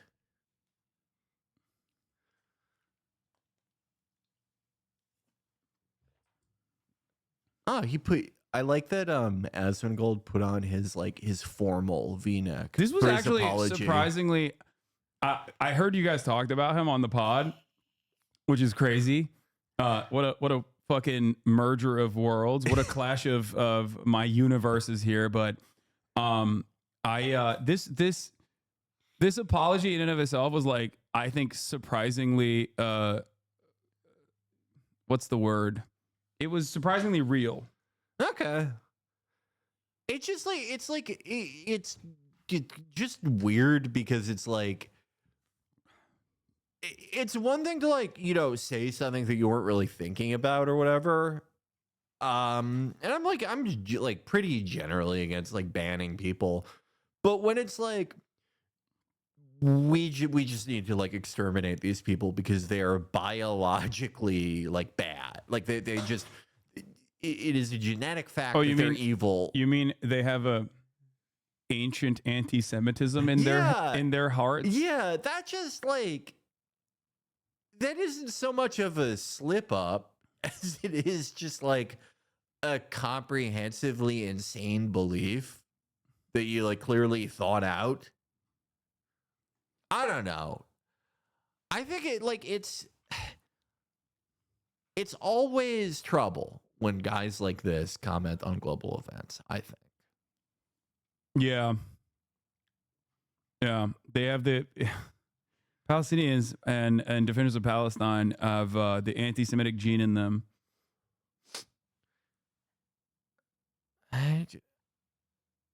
Look, okay, I like the Houthis for their honorable stance on Gaza, but I find it extremely bad faith of Ethan to insist that this boy's a Houthi. I'm Arab and I follow him on social media. He's literally a civilian. Every Yemeni social media influencer got access to the ship.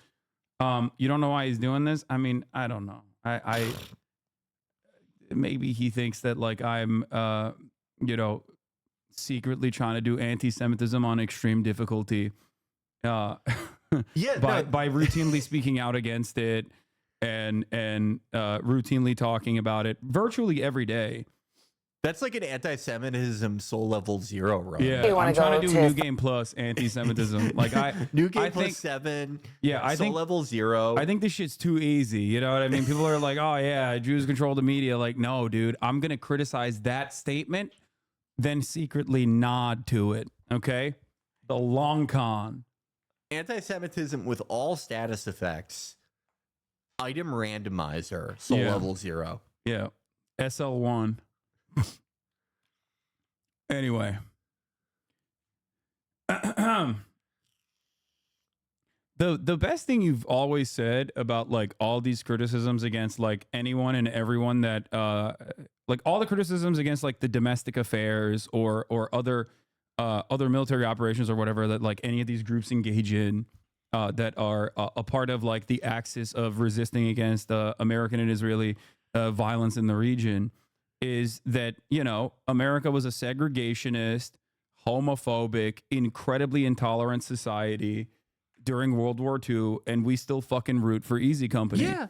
Yeah. Like spousal rape wasn't a crime in like most fucking states when all our favorite guys, Spears, Buck Compton, all of Easy Company, when they were doing all that, and we love those guys. I always will. Yeah.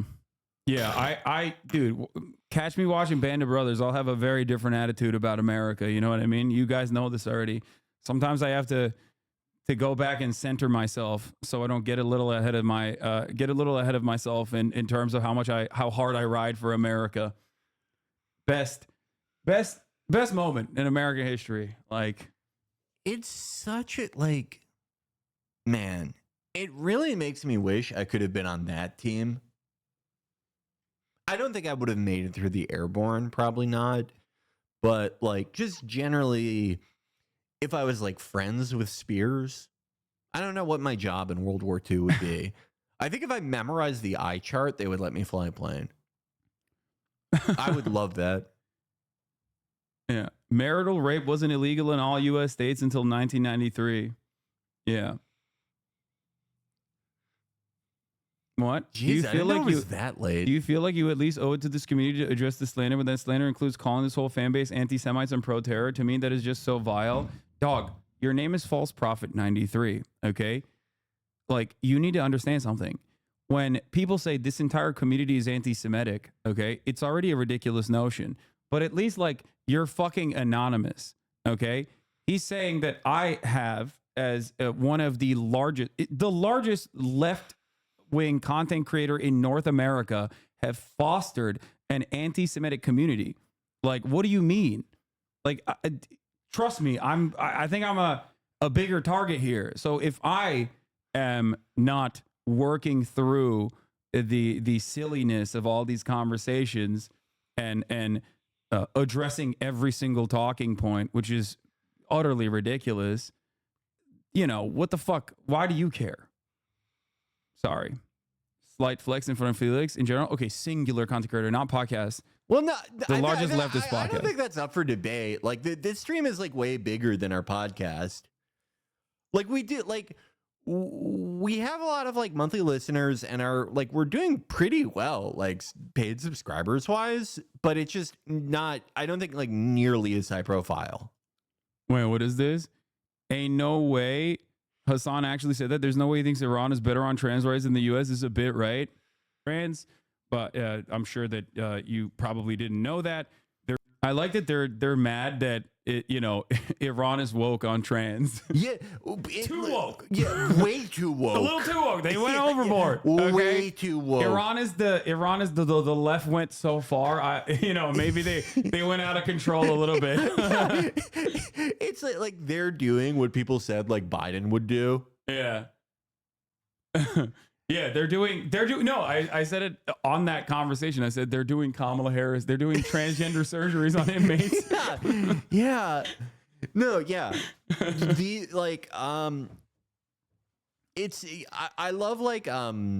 I love things like that, like Vladimir Putin being the world's only like right-wing COVID scold, where they just like accidentally go so far in the other direction. Also, our big boy is here, a big beautiful boy is here. Wonderful.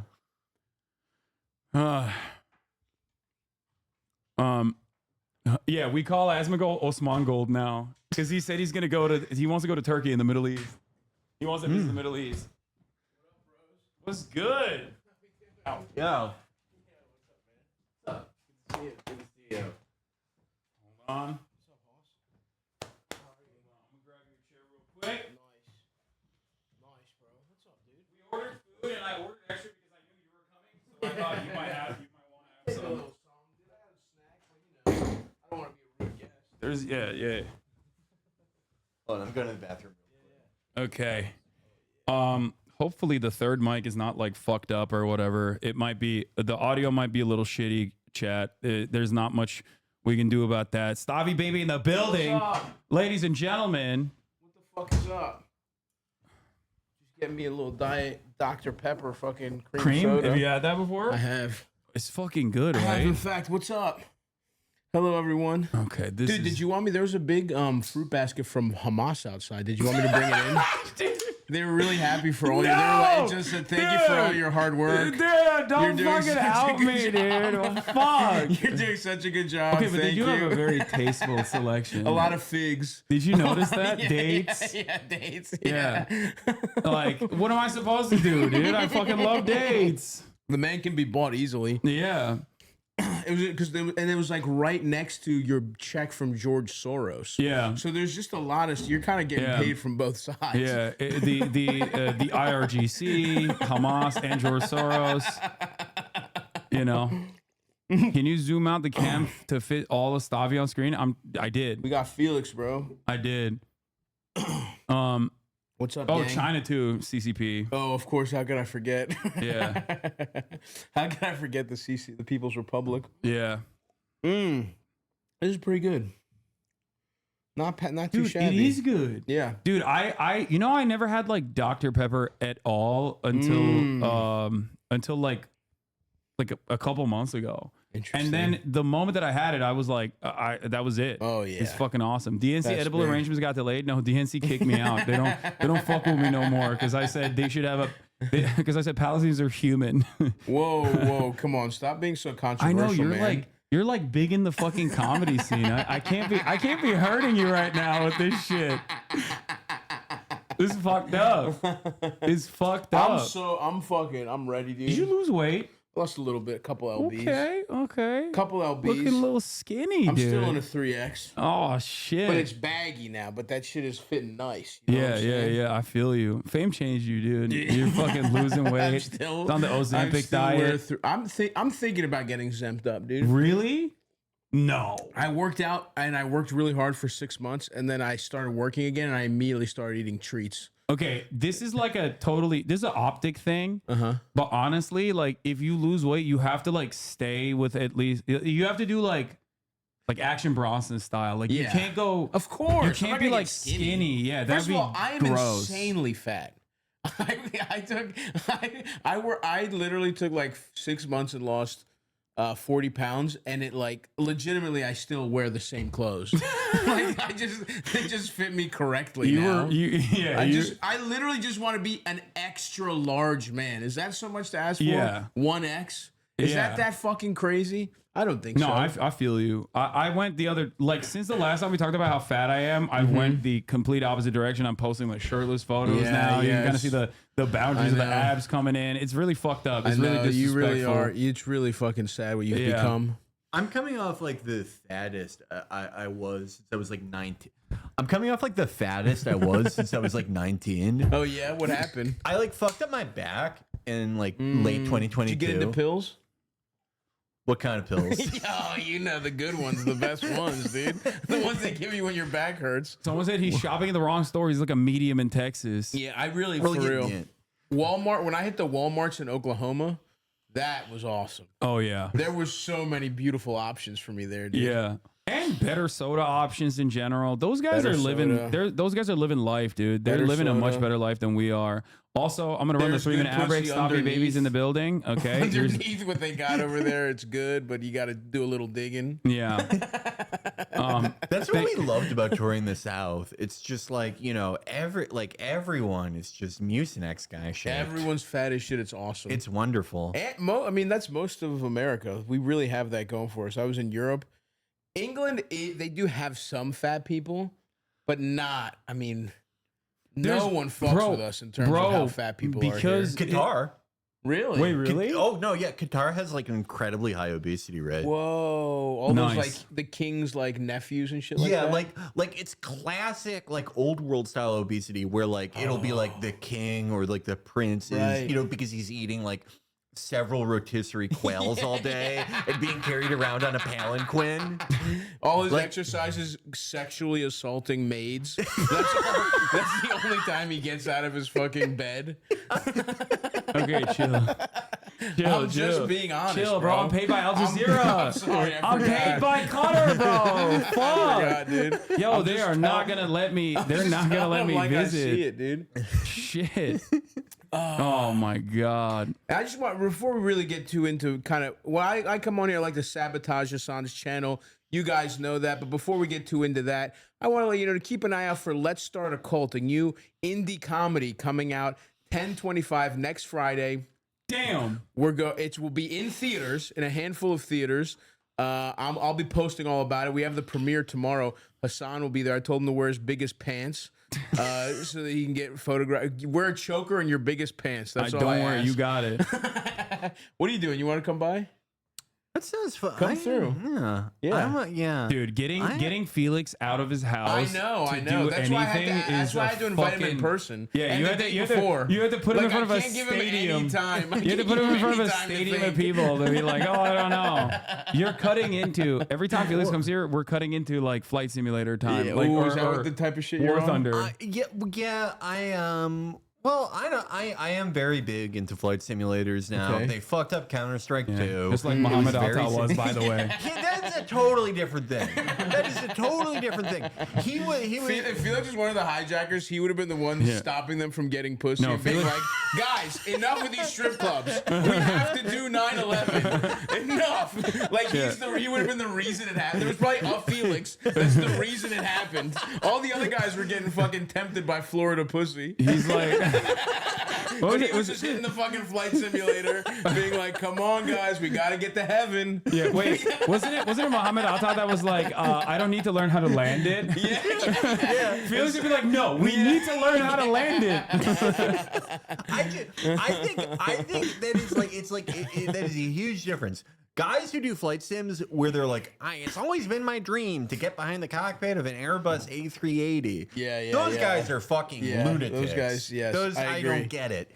What are you flying? I'm flying the F-18 Hell Hornet, yeah, dude. F-16. Hell yes, dude. I have a mod. Or I'm waiting for. That's right. I come here to lower the discourse. Yeah, you come in here, you start eating Where's phallic that shit? A objects. dugong? What the fuck is that shit I forget called? what it was. It was disgusting. What the hell? Yeah, we did a thing. Yeah, Maya brought a bunch of weird shit, didn't she? Was that her? Yeah, it was Geoduck. Geoduck. It was her and Cutie Cinderella that brought like weird shit that we would, if we didn't want to answer something, we would like have to eat the weird stuff like cockroaches and stuff or crickets. It was nasty. That thing, It's so weird to have like a woman do that because that's such like bad kid behavior. Yes. That's like a kid whose dad gave him cigarettes when he turned 13 behavior. Well, when you're a content creator, it's like, you become like that. You become a bad kid automatically. She has some devilish. Okay, you guys want to see something though? Yes. Stavros, we need to hear your opinion on this. Okay. I brought forward my Jewish representative and also my Greek representative to address this very delicate matter. Oh hell yeah! I already like what I'm seeing. The time I mistakenly thought the flag for Greek was Israel. Where was this? And I'm about to come back and put Free Palestine too. This is a tough look. What you looking at? Oh my god! You know damn well there's a genocide. You know there's a genocide. They're like, we are very anti-Semitic. What are you talking about? We want anything bad happen to them. Leave my flag alone. How dare you say this? We are somehow both Zionists and anti-Semites. Zionism. No, Greeks I'm not are Zionists. I don't support it. Hilarious. There's a genocide. You know that, right? We don't know what is going on, but we don't like them. I don't read the news, but Have we not suffered enough under Muslims? It's happening again. Come on, our country was ruined by loans. Oh. Do you think that they thought that she was like they had no idea. Were they like, is this like a random black lady who's a Turkish nationalist? It's possible. Yeah, because Eric Adams if they're strikes talking about back. like a genocide that Greek did, like in their mind, she's talking about a genocide that Greece did. It would be like what when we like changed a mosque into a church? Honestly, nothing. We really don't have anything. They did the That's the colonizer right there. We are the natives. Eric Adams officially recognizing like Cyprus as Turkish territory. Yeah. That's a tough L for you, by the way. For New York, I know. Eric Adams being enchanted by the fucking most bullshit hotel in Turkey. It's so low and level. Not even coming back with a full head of hair. It's so low level. It made me so embarrassed because like Israel gets to do whatever the fuck it wants. They're like $20 billion of weapons now, or I will literally call you an anti-Semite and run $100 million campaign against you. Turkey's like please, like, even if you recognize the Armenian genocide, don't say so. Yeah. To the mayor of New York. Who has no power whatsoever. All he can do is fucking put cops in the subway. That's Like, what- all right, we'll put more Turkish cops. More Turkish cops can play Candy Crush in the subway. The last Turkish scandal in American politics was before this was when Michael Flynn and his idiot son, they were like, okay, we'll give you $400,000 if you guys like kidnap Gulen. Yeah. Like they in a burlap sack. That's fucking Turkey awesome. needs like a liaison in America to tell them when they're dealing with just complete morons. Yeah. Because they just keep hiring the worst fucking people. That's sad. Yeah, dude. they got, what did they get out of like 80 grand worth of fucking free flights is one fire inspection, like, which is an L for you. He lets them operate a hookah bar in Manhattan. Yeah, it's just like such low level shit that you got out of that. Like, it was so embarrassing to see. Absolutely. That was a big L for Turkey, man. That's like, It was. And they were one of many. They were feeding him since he was like a Brooklyn borough like council member or something. Like, they were like, this is the one guy. Yeah. And they were big Matt Iglesias heads. They thought he was going to be president one day. I mean, sad, man. I can't believe he even won. I was shocked when he won. Yeah. Well, he did like just barely win. I think it was like less than 1% his margin. I know. I fucking voted for Samantha or whatever, whoever the fuck. I can see why he won. His opposition was very confused. Yeah. I wrote in the slutty one from Sex and the City. Yeah, he already. Oh, Samantha from Sex and the City.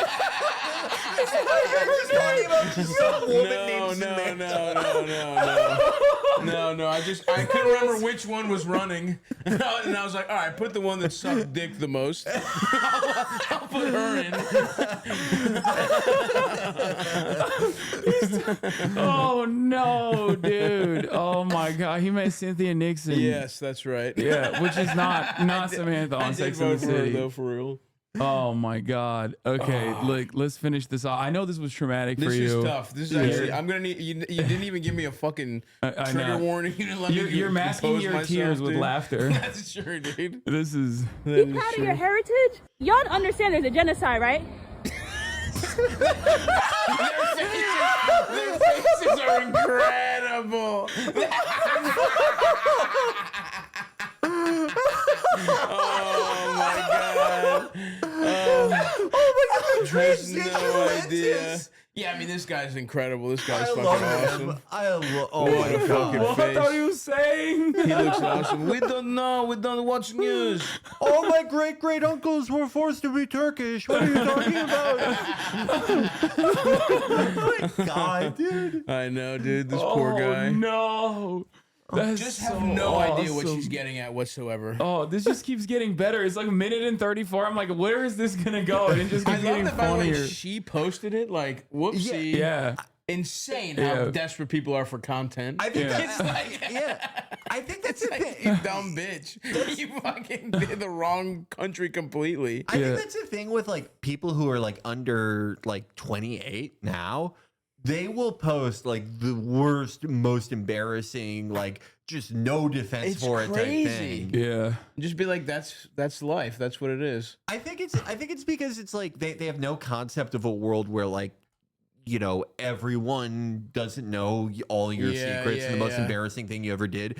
And that if they The put panopticon. not just They're that, being fucking watched by that Not- big shit, dude. not just that, but big like, eye in the sky. not just that, but they think like, okay, like any completely humiliating thing like this, if I can put it in front of a crowd and at least some people go, I could see how you could think that. That's like exonerating. They want like the audience to absolve them.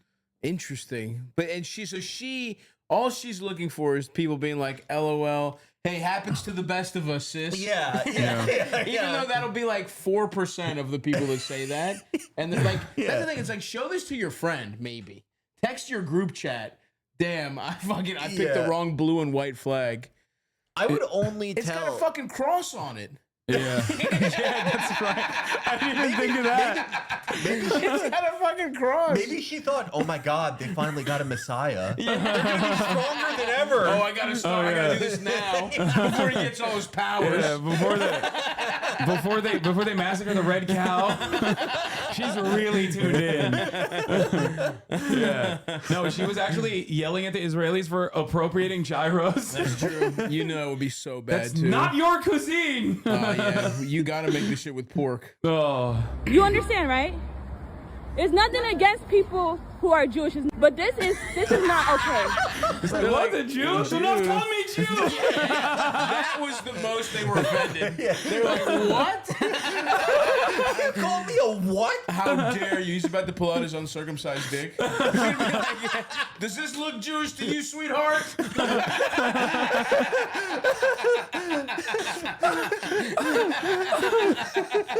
Oh, no. Oh. That's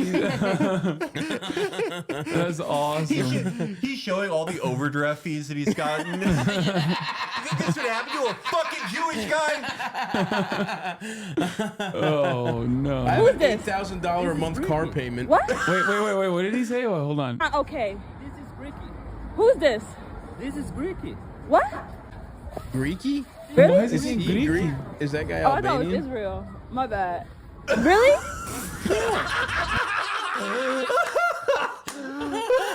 Oh man. My bad. That's tough, that's man. awesome. My bad getting a lot of mileage lately. Yeah.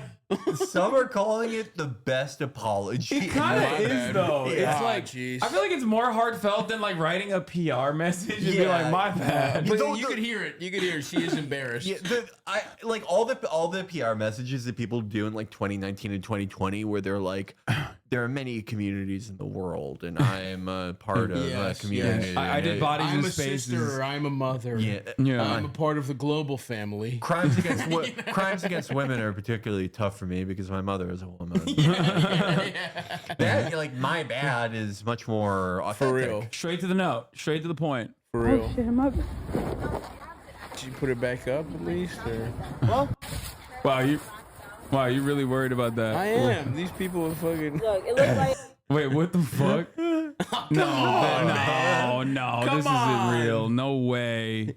Somebody just put the. No, this got to be like one of those like fake accounts or some shit. They know what they're doing. Santorini will be free. He knows what he's doing. Yeah, he's gonna invade Greece, bro. What do you mean? Not try us, brother. You seem less worried about this.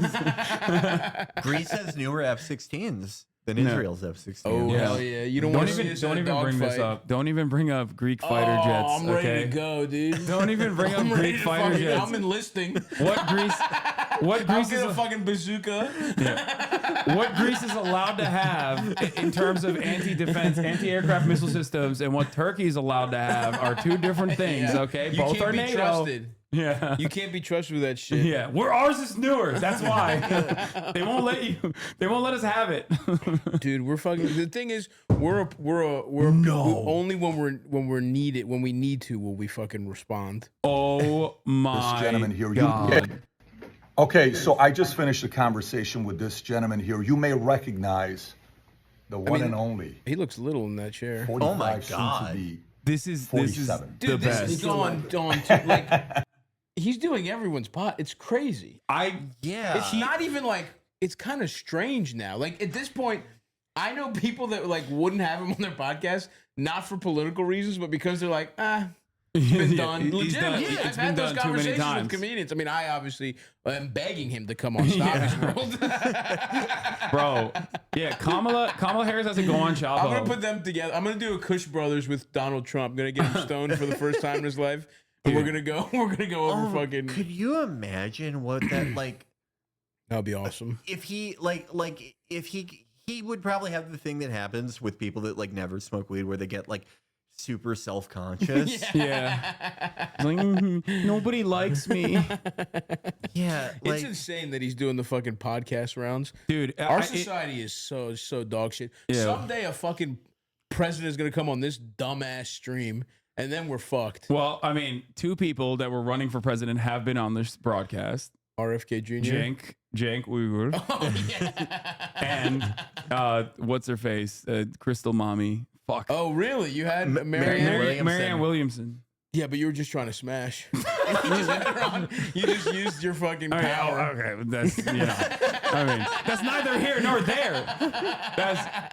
Which, by the way, I called her Crystal Mommy to her face, and she got very mad at me. And then like a couple months ago, or like a month ago, she was talking about how like Haitians do voodoo, and so Trump is actually right. Like, which is I love crazy. when someone believes something that stupid that it's like, all right, I hate to give him credit, but they are doing blood spells. Yeah.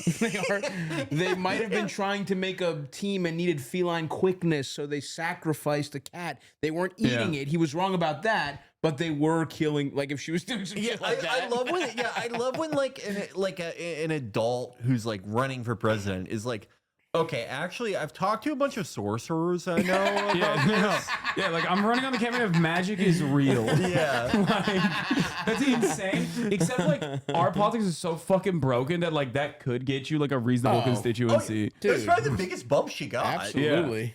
Absolutely. Anyway, It looked like Israel. It looked like Israel. Come on, lady. Okay, well. You want it back? Do you want it back? No, you can keep it. What do you mean? Well, I did it already. Is she like tangled up in the flag? Yeah. Why would you? I still can't get over why she would post that. But I think you're right, Felix. No shame. It's a generational thing. Yeah, I see that. All those like accounts where it's like, I'm a Zoomer for Biden, and they have like mysteriously all have 170,000 followers. Not that I'm saying they're AstroTurf, but they all lead like AstroTurf organizations called like Marching Forward and America Tomorrow. Yes.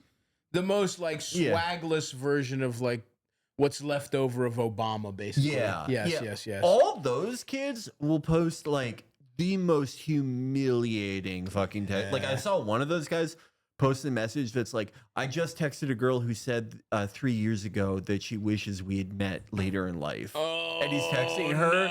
He's texting her and he's like, so it's 5 years later. And she's like, actually, I'm married in Paris with twins. And he's like, why can't this just be like something that only you knew about? Why can't this be the thing you think about when you put the gun in your mouth? That should be a memory that's triggered by cold steel on your tongue. Not something you post on a fucking TikTok. Yeah, those are like little shitty moments in your life. Yeah. Those are like only you and like maybe your closest friends are supposed to know about them. Yes. And they're like the reason That's the reason you pretend you love politics, so you can forget about how much pussy you don't get. All of those kids do that. Everyone that was like a politics kid just was like putting all their energy, and that goes for a lot of other shit, right? Like I didn't get any fucking pussy. I was like into, I don't even know what it was. I guess I was kind of trying to go to college or whatever the fuck. But you know what I mean? That's what your hobbies are about. Yeah. Why would you fucking share?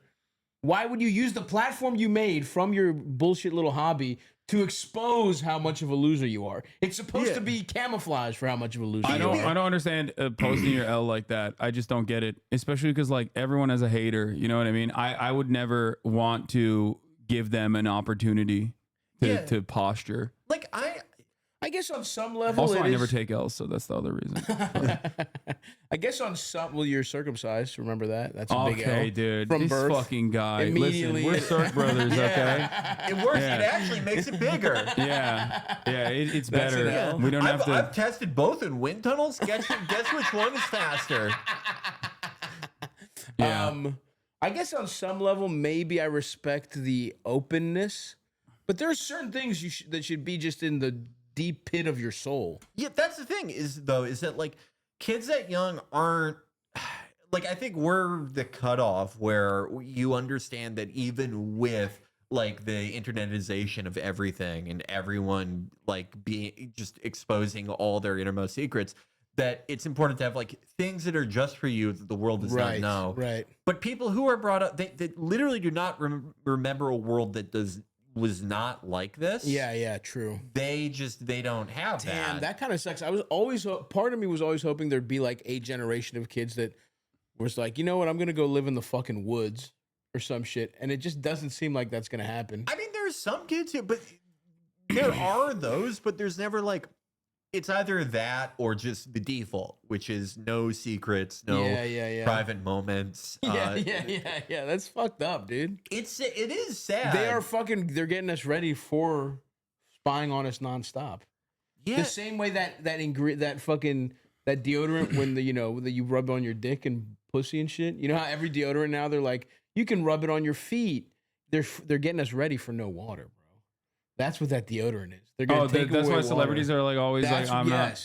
Yes. Maybe. They're preparing us for no water and cameras everywhere, dude. Wow, That's we the already shit have I'm cameras on. everywhere.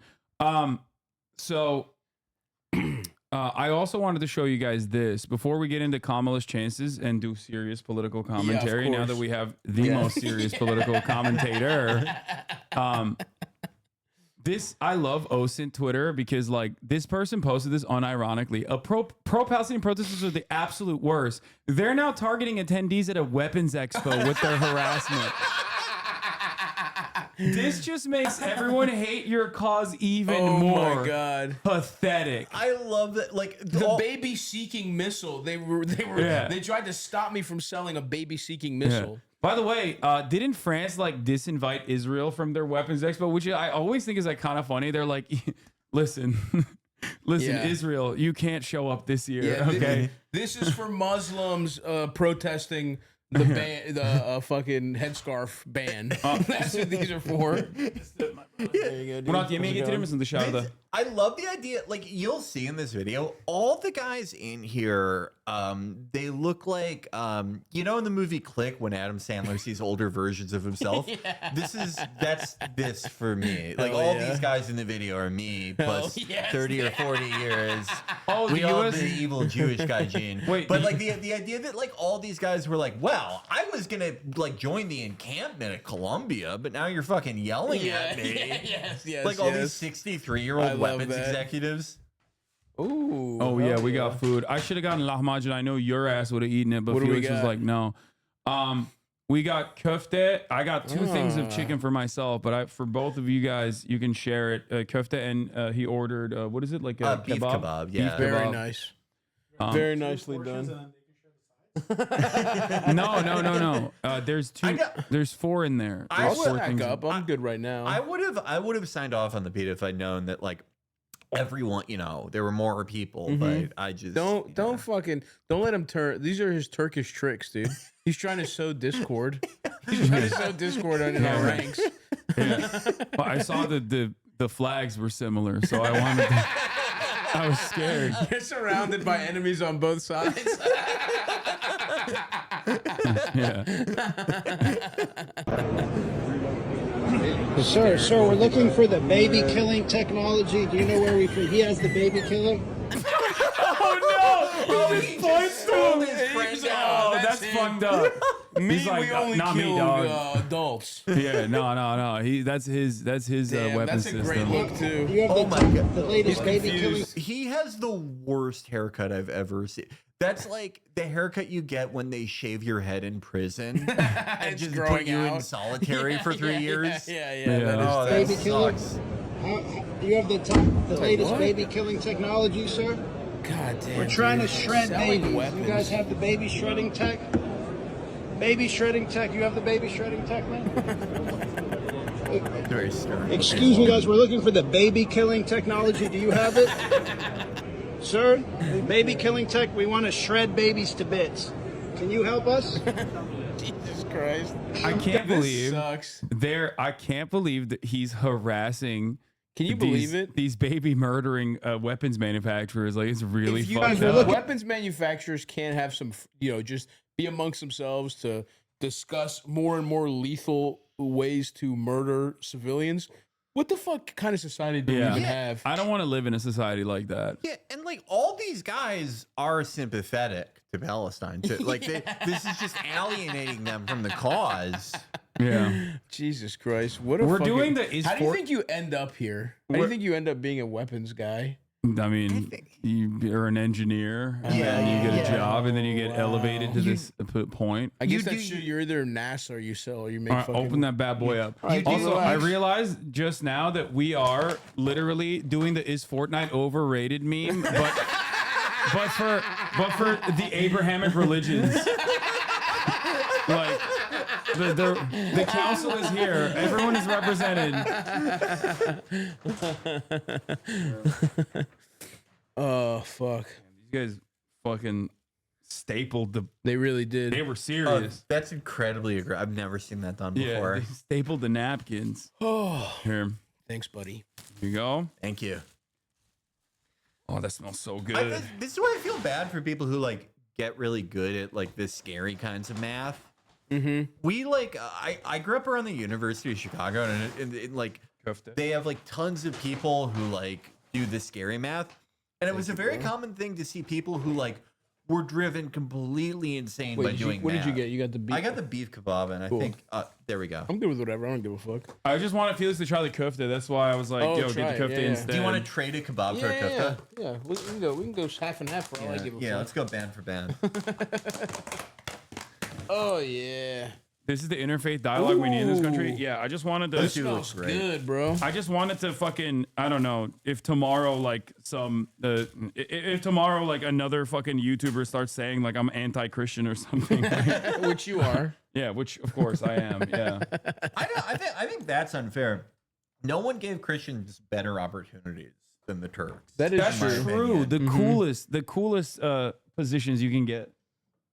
No, you could take some. I'm saying take more of this shit. Oh, okay. I'm good on your shit. Got it. Thank you. Yeah, dude. Oh, you weighing your shit out, dude? Yeah. Do you have a weight scale over there, Gray? Do you see it? Lost it. You know. Oh, it's over here. You need even the inferior version of Greek food is pretty good. Okay, dude. Felix said a big no-no thing earlier before you got here. What's that? He said Turkish food is the best. Oh, Felix, what are you talking about? He did because he knows the truth, bro. They don't got pork. They don't got seafood. They can't fuck with us. No, there's hella Turkish seafood. I just don't eat it ever. Turkey's surrounded 3 parts by sea. You don't know how to do it the right way, dude. Oh, okay. How to do it the right way. Yeah. I've had Egyptian seafood. That shit is awesome. Wow. Oh yeah. What's up with the dipping sauces? You don't got sauces? Now that's the mark of a bad cuisine. Probably no, I got some. I got some in the fridge. Hold on, I'm gonna bring it for you. Oh, in the fridge. The fucking restaurant doesn't even have sauces. No, they do. Pathetic. They do. Pathetic.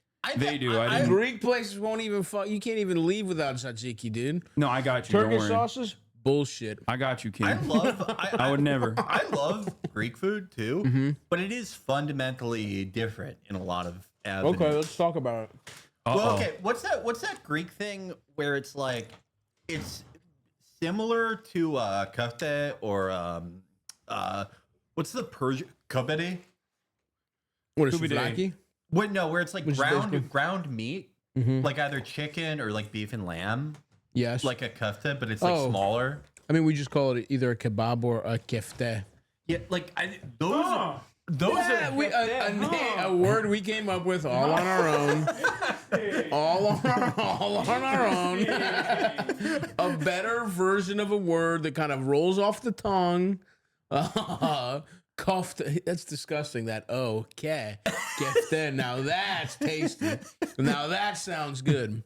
I think like those out of all the like ground meat cylinders. The Greek one's like the best. The kebab. That's the kebab. The cylinder's the kebab. Yeah. That one's amazing. Thank you.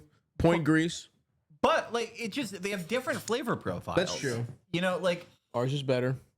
I got Jujuk, tzatziki, and I have this is all right. You know what? I take it back. The garlic. I take it back. You want a garlic sauce? Sure. Thank you. So this garlic sauce is from a different restaurant, and I really like this restaurant's garlic sauce. So I respect. Don't order it from this restaurant. Can I say something? You've earned my respect here with this move. Are you also like a sauce hoarder? I'm a big am. sauce guy. Yeah, I got have packets. to say, you know what? Hats off. Yeah. And I apologize. No problem. Of course. I would never apologize for accusing you of not being I would sauced never. out. Yeah, I would never let you raw dog that. That's crazy. I gotta pee real quick. I'll be back. Let's keep going. All right, let's keep going. What else? What else? This video is just like, it is like the best collection of like evil looking guys. Yeah, and how like the banality, truly the phrase, the banality of evil. It's like, look at all these guys, the most middle manager looking cocksuckers. Like, what's even the point of being evil? You don't have a layer.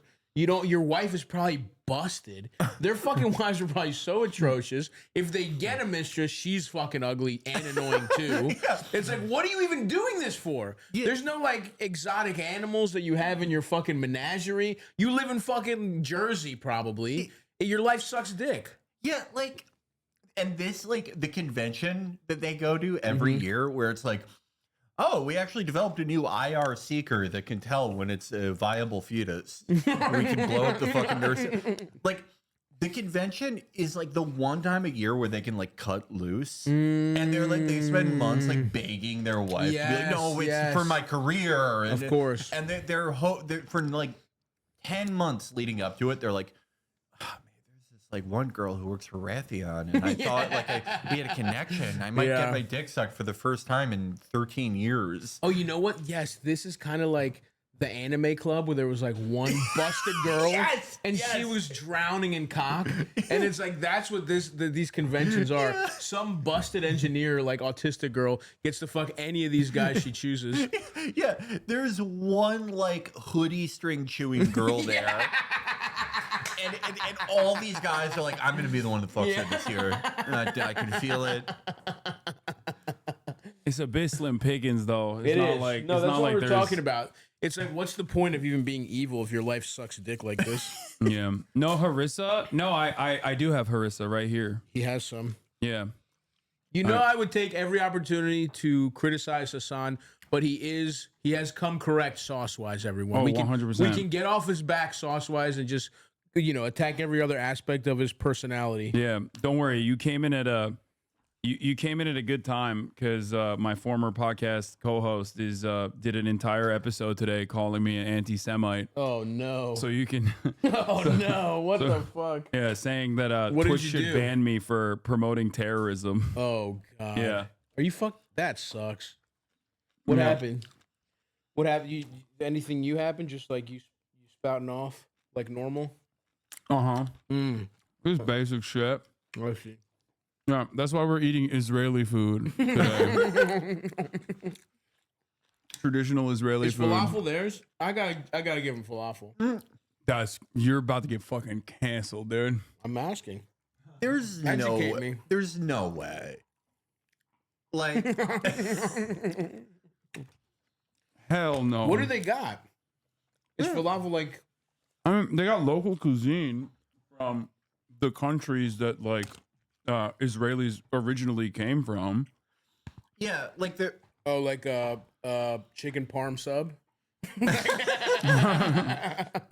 I mean, there is like Sephardi Jewish cuisine that's different from like the Ashkenazi, which everyone knows, like potato pancakes and shit. Oh yeah, that's and like kugel. I always fucking hated kugel. I never got that. Why we were proud of that one. But I think what's the cookies? I love those shits. Oh, Hamantaschen? No, strudel? No. It might be kugel. Is it? It might be arugula.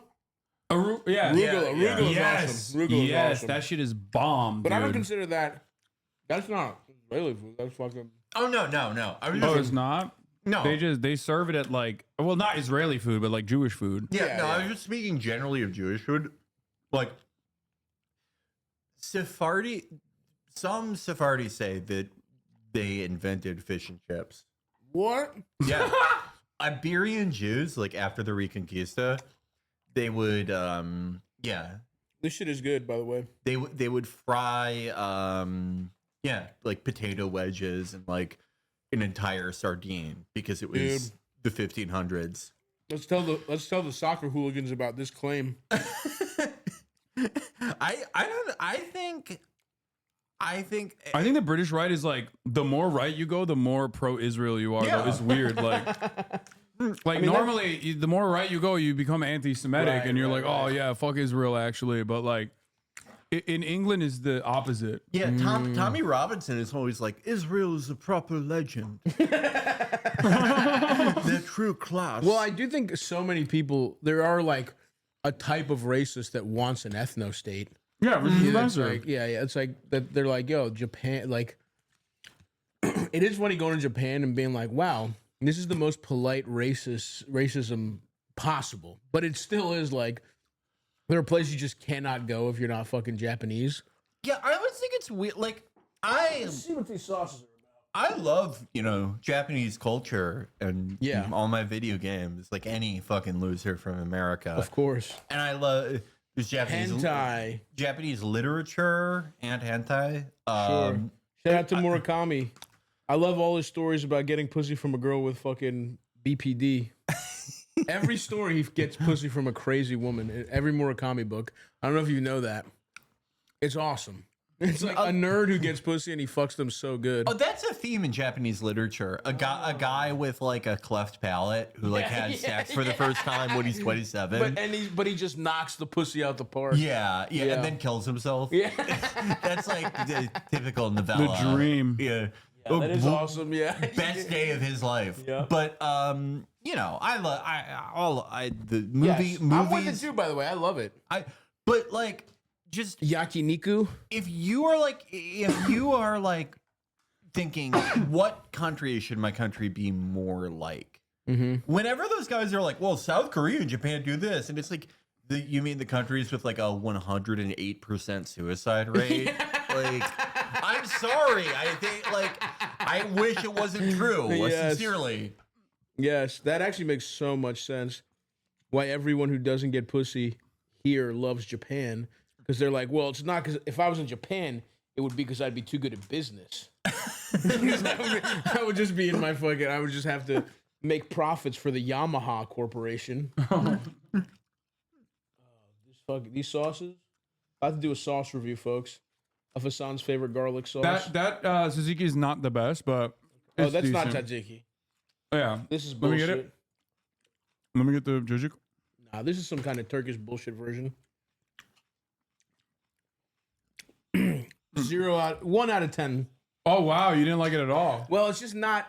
Here's the thing, I won't even grade it because it's not tzatziki. It's that I have had that. That is where we shit on Turks for real. This isn't this our isn't yogurt Turkish. Garlic. Where's that from? This is from a different restaurant. It's like, but it's Mediterranean. I mean, even the restaurant that we order from is not technically Turkish. That's a big problem I have. Don't lump us in with Mediterranean. People asking me, is hummus Greek? Fuck you. No, it's not. Our shit's different.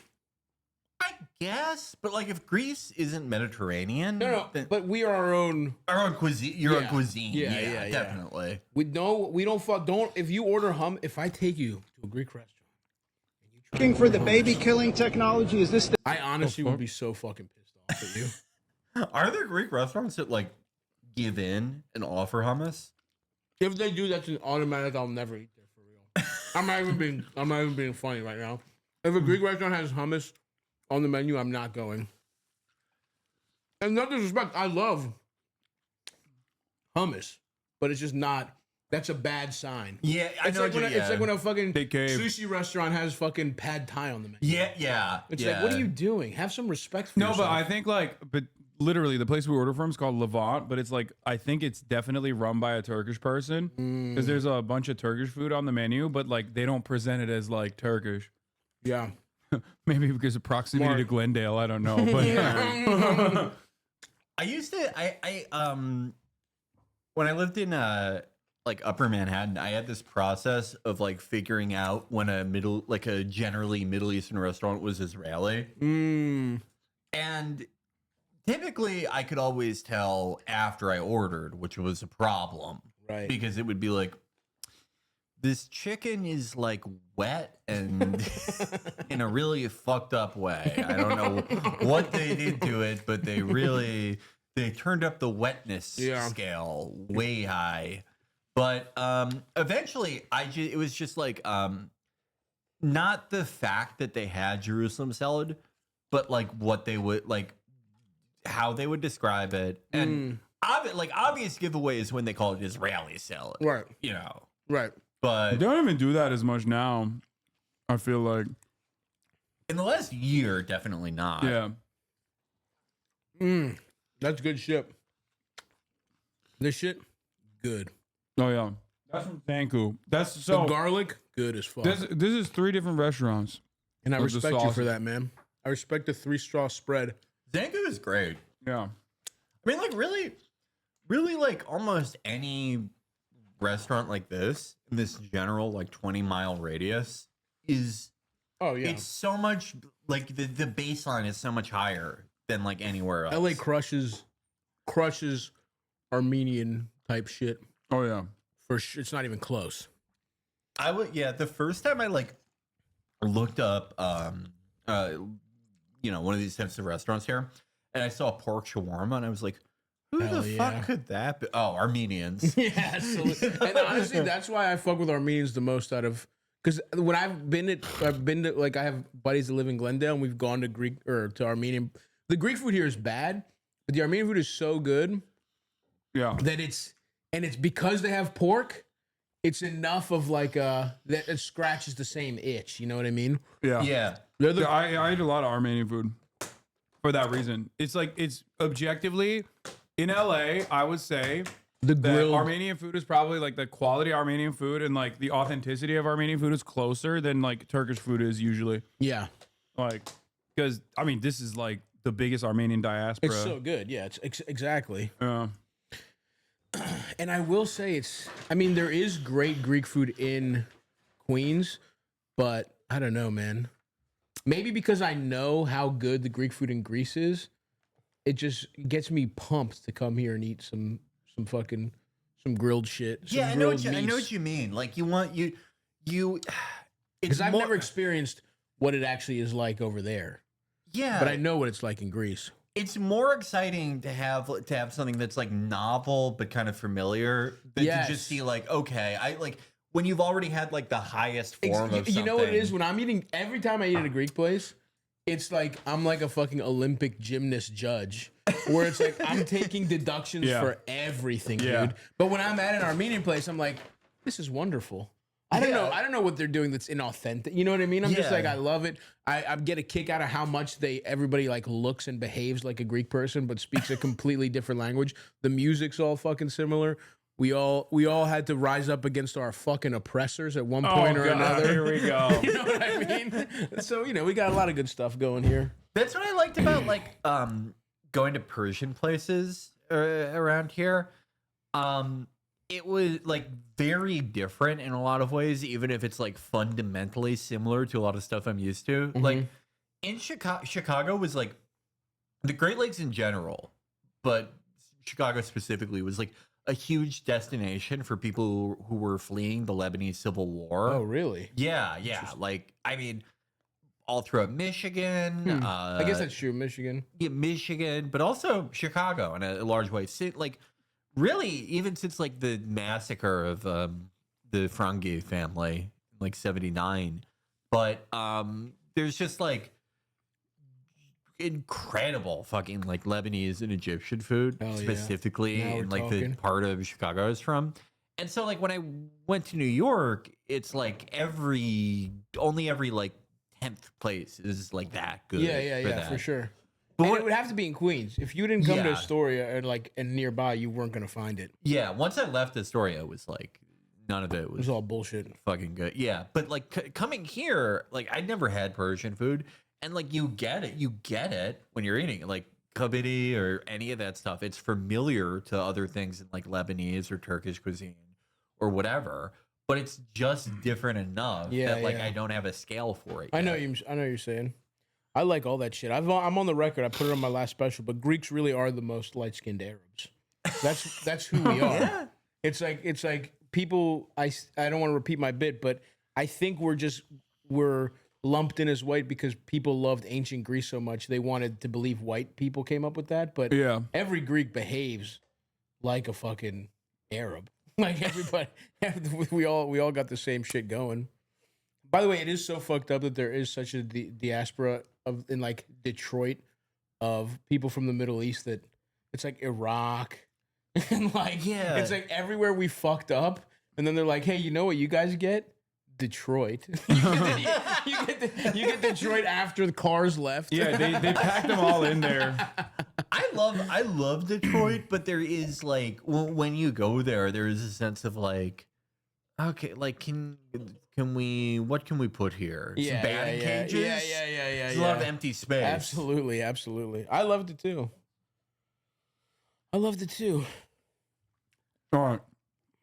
So, we're still here to do politics. Of course. And that's why I'm here. We're here to do politics and anti-Semitism. That's why I'm not here to promote the movie Let's Start a Cult out in theaters October 25th. Oh, yeah. Check out stavvy.biz/movie. Speaking of, it will be in Chicago. It'll be in LA, Baltimore, a couple places. Check out stavvy.biz/movie, folks.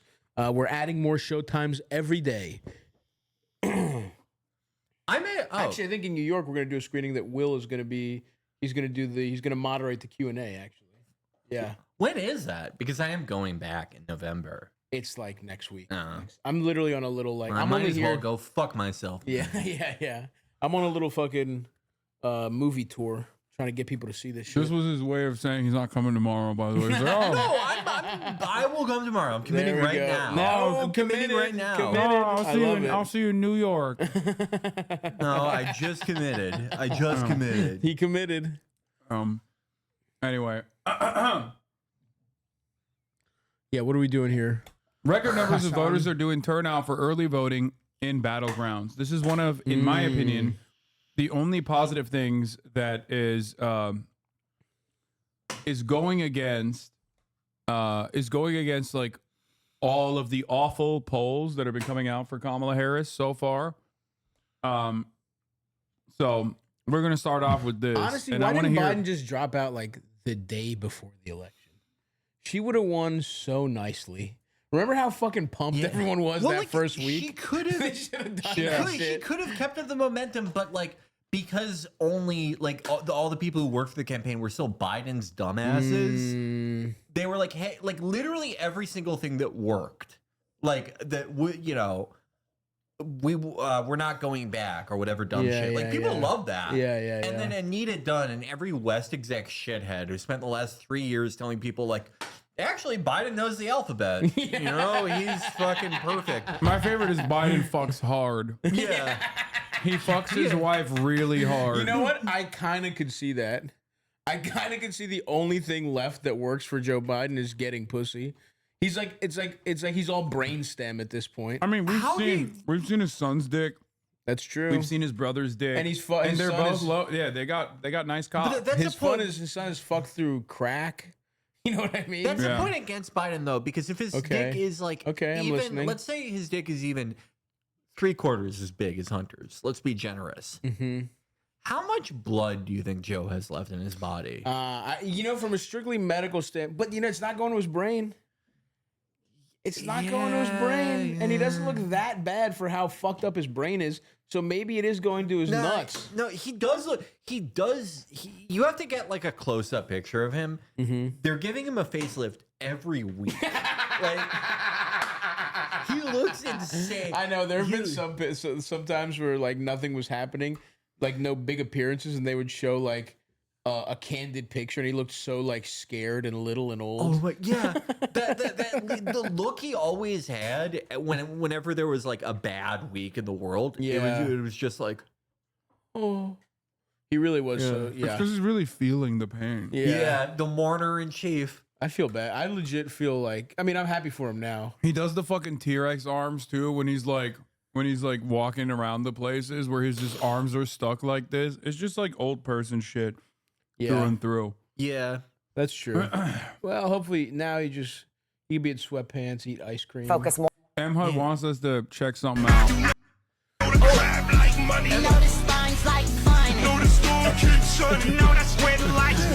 we all got in common when the shit's said and done is a dead fucking road cheddar city that we run.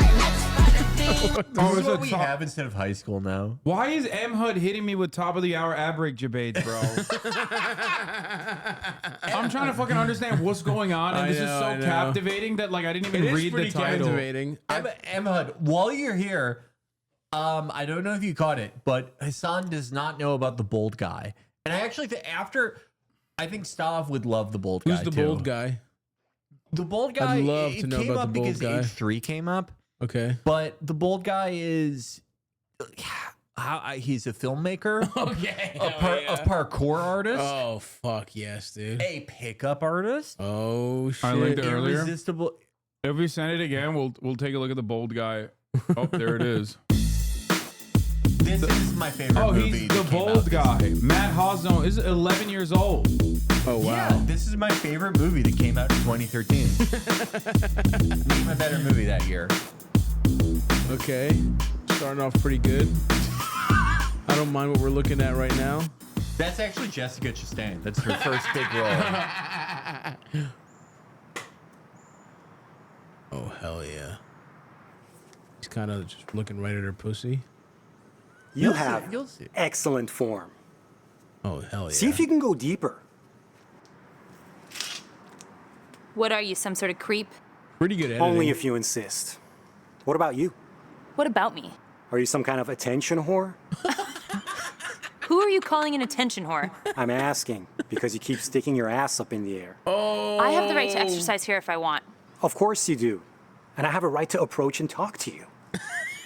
And I have the right to tell you to get lost. Oh, you made contact. That's a good rule for... Why are you getting physical? Yep. Is it because you think I won't hit you back? Are you saying that you would hit a woman? What the fuck is happening? You'll see. You'll see. This is called rising I would action. never hit a lady. I don't have to act like a lady simply because you expect me to. Then don't expect me to act like a gentleman. Gentleman means How would you like me hitting a woman. to shove this up your This ass? is better than hit. I'm not into Tracy fist fucking. and Hepburn. They're better. But thank you for the chemistry, offer. and, like the dialogue's better, and they're better actors. You want me, don't They you? are natural. I haven't decided yet. You can tell. Yeah, you do. This happens to him a lot. You're still here talking to me. Oh fuck. Strong shoulders. She's grabbing his hairy shoulders. Oh shit. If I was turned her on, dude. a woman, I'd already be naked if I saw him. Basically, He's hot as shit. That's the thing that. Oh. Tight butt. he looks like he was a member of That means you have a powerful HasanAbi's thrust, government. right? I feel That's the so best thing about him. He's always objectified. flirting with these like 23-year-olds, and it's You like, can have me. shouldn't you be like on trial in Really? Egypt right If you now? can catch No, me. he looks like Wow. a chemical engineer that had to escape to America. Like, He's like, this is the first guy to split an atom for Iran. yeah, and, and he's now never he's gonna like, fucking kill me. now he's doing this. I mean, it's the same. To be fair, he's demonstrating technical prowess here, just like he did in Iran. You know. Well, it's Respect. interesting. They flipped the composition where he is now, where the woman was at the beginning. She has turned more masculine. It's a very interesting Wow, filmmaking. Most people wouldn't See, catch I- that. See, I'm a filmmaker. I executive produced, wrote, and starred in Let's Start a Cult that is coming out in theaters October 25th. Just something to throw out there, folks. Keep that in mind. I don't chase girls. Oh, fuck. Catch me, and I'll let you do whatever you want to. Oh. That's quite a generous offer. She's fucking turned on. Catch me, you pussy. Oh! Okay, you won't He see. looked directly into the camera. Love that. Love that. Breaking the fourth wall. This is where Another the movie technical really. term. Sorry to get so technical, guys. Wait Okay. a second. Okay, I have to say something here. Parkour girl. I forgot what her name There's was. there's no place on the planet where a guy like this is chasing after a white woman and like immediately the cops aren't called. In woke LA, they're like, oh, that Egyptian general must need. She has secrets that he needs. We shouldn't interfere. She's gonna take her toenails. Yeah, if I saw that, I'd be like, that woman probably committed a crime against the armed forces of Egypt. Let's kill her. I'll help you, sir. I forgot that her name was Parkour Girl. Oh wow, bold guy. Can you really catch up? You'll see. He's bold for a reason. I love that about him. Wait, is UCLA campus? No.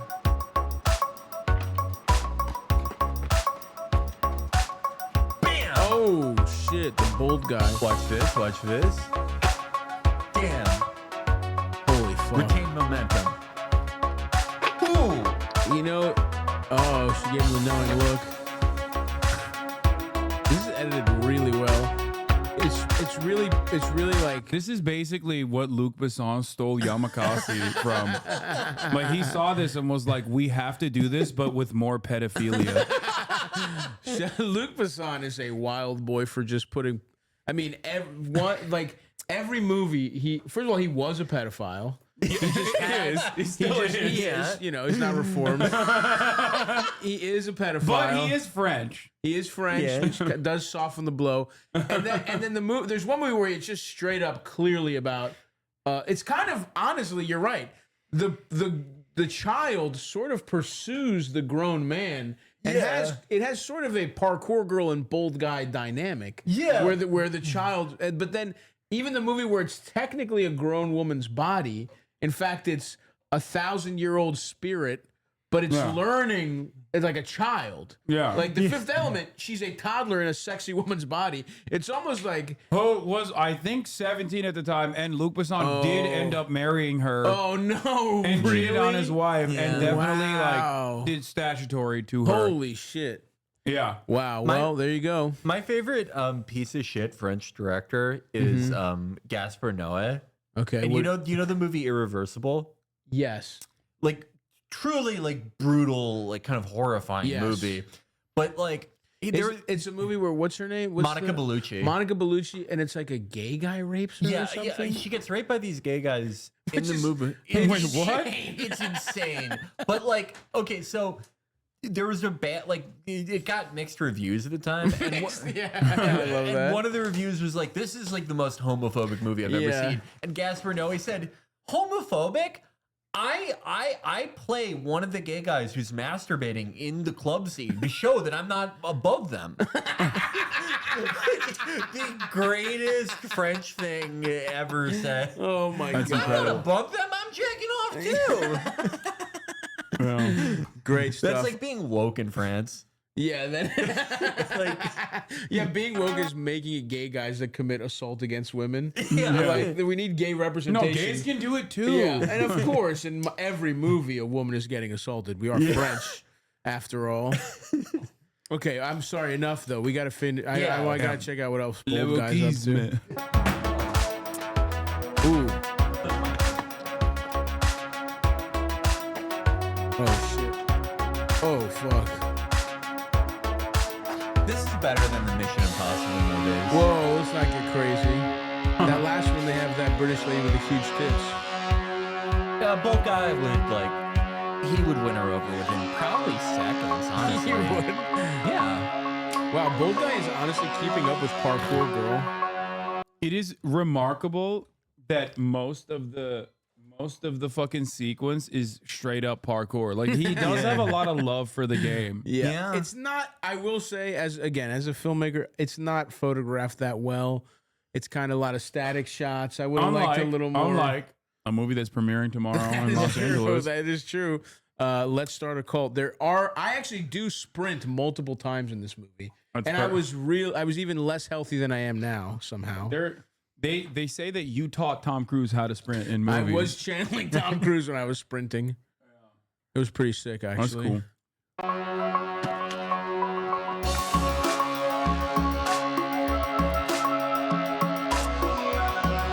Something that we didn't mention is my particular distaste for this very ugly garb, the hoodie. Sleeveless hoodie, but then it also has like that affliction, like really busy fucking graphic on it. Saying that you don't like that is basically you insulted the nation of Egypt. That's what that is the coolest shirt in Egypt. When they're going to their version of Equinox, which is called Muscle Academy, my Egyptian friend told me, that's what they're wearing. That's Academy. What you wear when you're like sworn in as the president. A suit is just like day-to-day bullshit. This is like real like black tie shit. That is beautiful. What like when Anwar Sadat was the first man to cut the sleeves off of a hoodie, and they were like, "You should be the president." This is great. Like we all love this. I would like to know, and not that ethnicity is everything, But Bold Guy, I would love to know a little bit about his personal life and where, you know, where his ancestors hail from. Does this mean Pat McAfee is spiritually Egyptian? Yes. Yes. That's actually kind of interesting. He does kind of behave Egyptian. Very loud. Do you notice that a lot of feats of strength? Do you notice that Pat McAfee has never made any comments about the 2013 upheaval in Egypt? Dude, now that you say it, holy fuck. He wanted autonomy for he wanted Egypt to no longer be a puppet state for America. Mm-hmm. He was a Morsi supporter. Yeah. Yeah. I did not and know his that. heart was broken when SCAF had their revenge. Wait, he's Persian? Who, Pat McAfee or the Bold Guy? Oh, yeah, that makes so much sense. Oh, yeah. Do you guys make rape jokes more often because they don't experience penetrative sex as often, so don't emphasize enough to be horrified to say stupid shit, asking for humanity? What? Oh, not us. You should say, do guys. Interesting. I don't know, but I don't know where you're coming from. Okay, Andrea Dworkin. We haven't been doing that, but okay. Let's get back to the Bold Guy.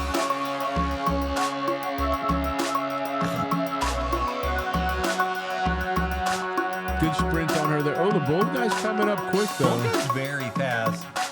Oh! Style points. Bold Guy, can you match? Oh, they're even showing. No. Wait, his last name is Hossein Zadeh? Oh, hell okay, yeah. that makes sense. Matt Haas, Hossein Zadeh. Uh-oh, look at that look, that knowing look. She appears stuck. This is the most unimpressive parkour I've ever seen in my life. There's too much. I can honestly do some of this stuff. Like, not the big, but the simple moves I could do now. There is a little bit of stretching. There is payoff. We're close, Hasan. We got 1 more minute. Let's go.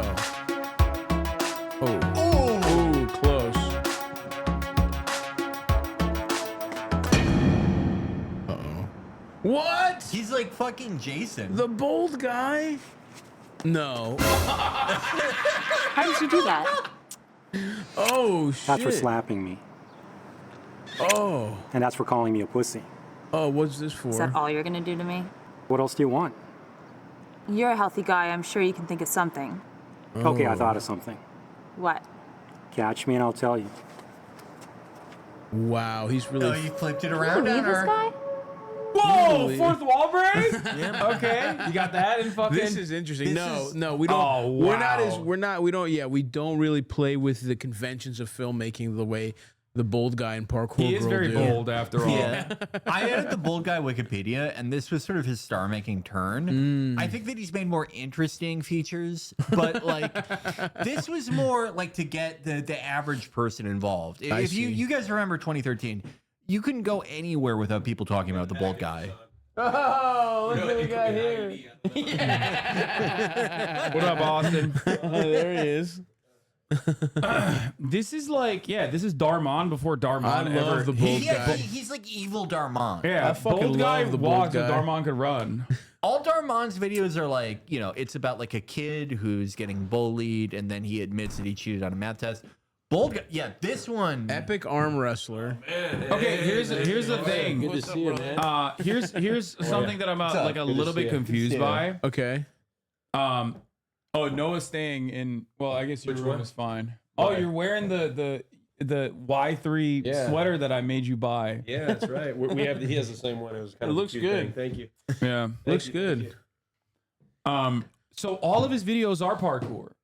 Oh, a Bold Guy versus angry Bald Guy. Bald is what he really was thinking. There's no other word Bold Guy wanted to say there. Matt Haas is always getting into confrontations with bald guys. Bald guys. Yeah. Yes, this guy's the angry bald guy.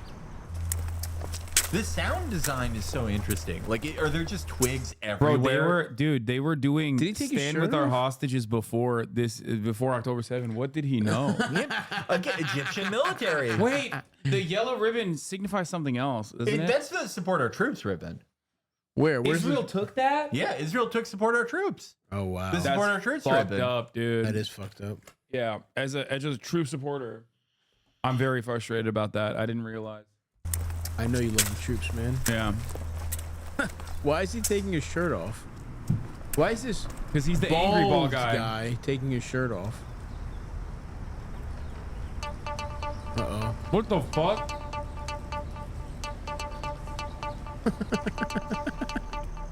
Gotta finish your burger. Oh, this is awesome. This definitely does have some sexual connotation. Does he have a hoodie with those sleeves all the way down? Yeah. Or are all of his fucking hoodies either completely sleeveless or t-shirt sleeves? Matt motherfucking Haas. I'm starting to think that you don't know a lot about the Egyptian culture. No, I don't. The most important garment. I thought it was Persian, Matt Haas. In my mind, he's Egyptian. Okay. Now it's not sleeveless; it's shirts. It's short sleeve. Well, that's sort of like wait, a what is formal event during the What are the shoes the angry bald guy is wearing? Yeah. Damn, that was pretty cool. Is he wearing like wingtips? He's wearing loafers. Yeah, he's wearing like. That's what I thought too. Please tell me there's more to than just fucking doing parkour. Oh, honestly, it does. The sound is good. Like, that is crazy. This signifies he's looking for an exit. I love filming. Oh, nice. The Oh yeah, he'll never look there. Hey, beefcake! Lick my hairy balls! Whoa, look at his hairy balls. And now he's kind of taunting him. Uh-oh. Wait, are you gonna kiss? Like the lady? I thought the angry bald guy was gonna appear out of the corner. Like, yeah, and then they kiss. I think that you'll notice that like bald guy films are divided into two parts. Okay. There's the sort of very modest parkour sections. They're honestly. Oh, they are gonna kiss. What the fuck? Fucked my sister. Hold on. Oh, I see. I did not fuck your sister. She fucked me. Yes. Interesting. Oh, it's on. The fucking Zoom. She fucked him. Is he saying he got go? Did he get fucked Dude, in the you ass? know, oh my god. Oh my god, he shaves his shoulders because it's such a perfect line. Of course, oh my dude. god. He's got to pop. He's got to make that bicep pop. Oh no. Dude, look. Two gay guys. Kissing. Oh wow. Who do you think is gonna win? No, be quiet. Very interesting cast. This is fascinating for real. All these choices, you kind of have to sit and like chew on them. They're at a standstill. Give up? Don't talk to me, fuckface. Iranian power versus ball. I've been looking all over for you. Who's that? I'm his boyfriend. Do you mind? What? Okay, this is woke. Yeah, bald guy invented wokeism. Oh my The god. black This guy- is I'm woke. This sorry, is DEI. The bald guy's gay. What? Yeah. They That's have how you can kind of tune gay in. bald That's how you can guys? tell that it was woke. Is like at some point, at no point does he mention that he's black. He's a Right. black guy. No, he's bald. So- He just happens to be an angry. You know that thing that usually is by Associated with bald associated men. with bald guys. Yeah, in angry. in culture, the hegemony Yeah. puts on the bald community, of which I am not. Of course, I do have beautiful, Yeah. luscious hair. By the way, but I do have many friends. Bro, that are you bald. said panopticon. Now you're saying hegemony. What is happening? I know You're just- words. you come on. You come don't on think the I know show. words? You come on the show. I'm You Greek. start. First of all Greeks are smarter than all Turks. That's number one. Okay, Those are Greek words, technically. They are Greek words. Thank you very much. Is that why you know that? I know. I actually do know many of the roots. Yeah. See, you'll notice that like half of all of his hits. Yeah. And he's experimented with the formula in later productions, but it's like half the modest parkour and then half like this sort of tete-a-tete, There's like there's Tracy Hepburn. Yeah. where- yeah. Well, like a typical scene is like, you know, someone's always mad at the bald guy. Of course. He Like, no never matter leaves what. it unresolved though. Like he doesn't leave it hanging. No, like he's yeah. always going to confront it head on. Yeah. Like the typical scene is like, someone's confronting him and they're like, "You're a fucking asshole," and he'll be like, or do I fuck assholes? Yeah. And then, Well, he like, charms his way out of it. Yes, yes. yeah. He's like a sexual Cary Grant. Yeah. You know, he's like a very a sort of how do you want to say it? It's almost like there's something just primal, a primal sexual leading man from the 30s almost. A more attractive Cary Grant or a more charismatic Humphrey Bogart, if you will. Yes, yes, absolutely. I do need to see how this ends, Hasan. I hate to run your I'm arm stream, wrestling a but- gay guy? Yeah, bitch. How do you like holding my hand? Yeah, now you're gay. What's going on here? Oh, Go away, Corporal's sis. back. I'm defending your honor. No, you're not. Wait, that's his sister. Wait. This is so woke. This is so woke. Race blind casting. Dude, that's amazing. The fucking bold guy would have no problem with the new Little Mermaid. Oh my god. The bold He's guy probably in it. He's probably in it. You're right. Is your sister? I was adopted, asshole. Don't. I Is it all I am to you? Just an asshole? Yes. He's tuned in on the bottom top dynamics. Every line is a hit. Dude, he knows a lot about gay culture. The 30 bold Rock guy wishes it had this joke per minute. The bold pace. guy's incredible. And he looks up at the bold guy. Maybe he wants a He piece wants to too. fuck the bold. Of course he does. He's a Yeah. little twink. I like being your asshole. I think I'm gonna throw up. Authentic Shut gay up, pussy dialogue. fucker. Hey, don't call him that. Called him You know a what? pussy fucker Beat him. derisively. Oh, Do you want to see something really big? Wait, what? The bottom of the Is that thing real? Jesus! No! Bold guy, no! The bold guy was entranced by the twink bottom's huge penis. Wait a second, he's looking back at it, it looks like. You pathetic piece of crap. Piece of crap. Why is he so mad? His sister seems to be on his side. Good try, straight boy. This is fascinating. Dude, he took an L in He his took own an L. cinematic production. Well, let's see how it ends.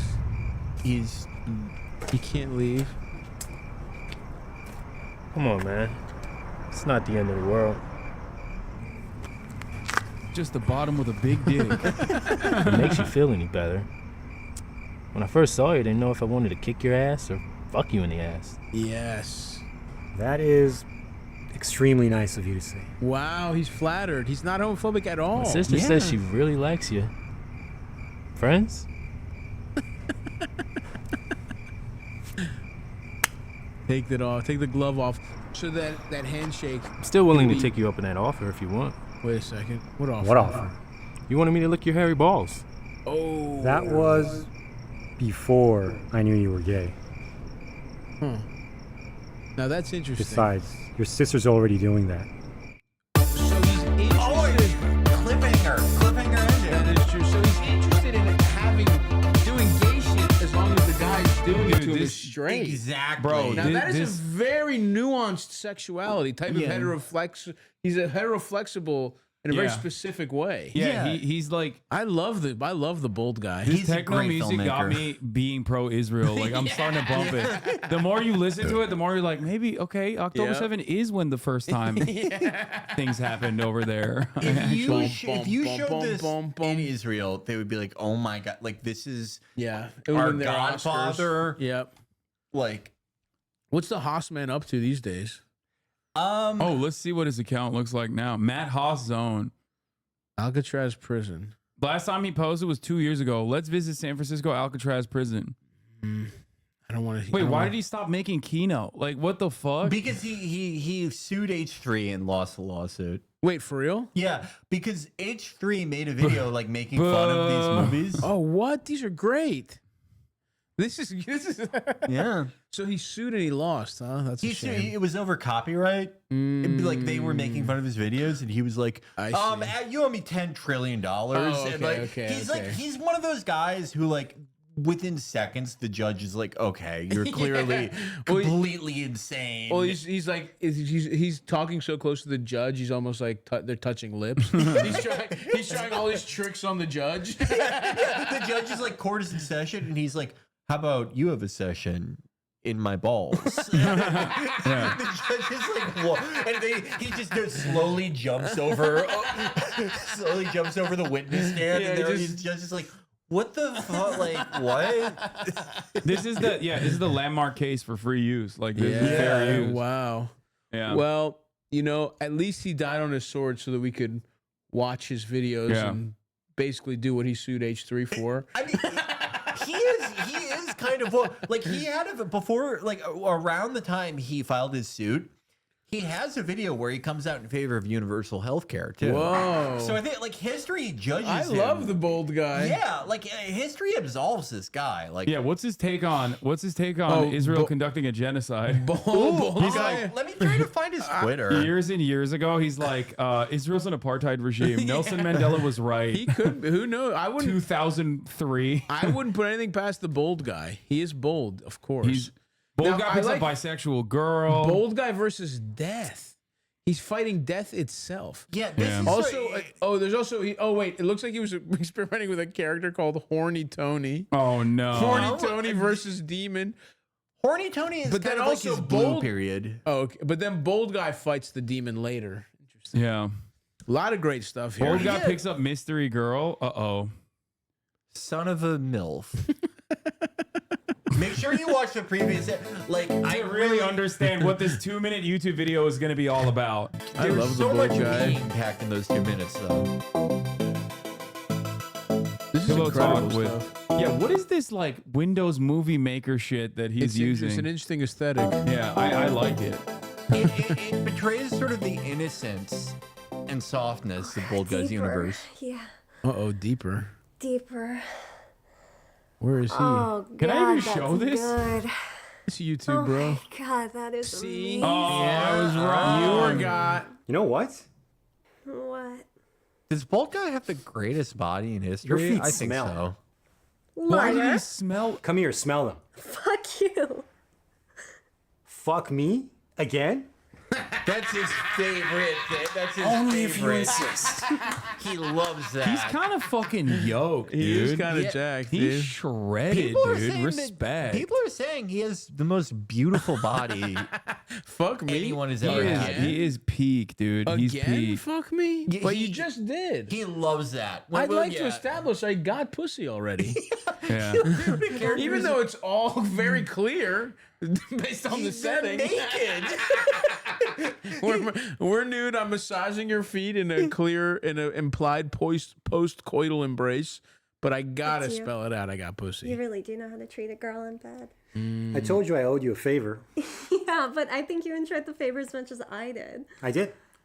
Except for the smelly feet part. Whoa. Shut up. Some great actors. Oh, you were wrong, by the way. About what? Well, you said I have a hairy vagina, remember? I was wrong. He says And some crazy shit to women before he fucks Disappointed. them. He's pro hairy pussy. No, what do This you guy's mean? awesome. I like a little bit of hair down there. It's sexy. Holy fuck, he's the man. Finally got to discuss my vagina with me. It's my second favorite subject. What's your first? I'll tell you next time. There's gonna be a next time? I'm flattered. Yeah.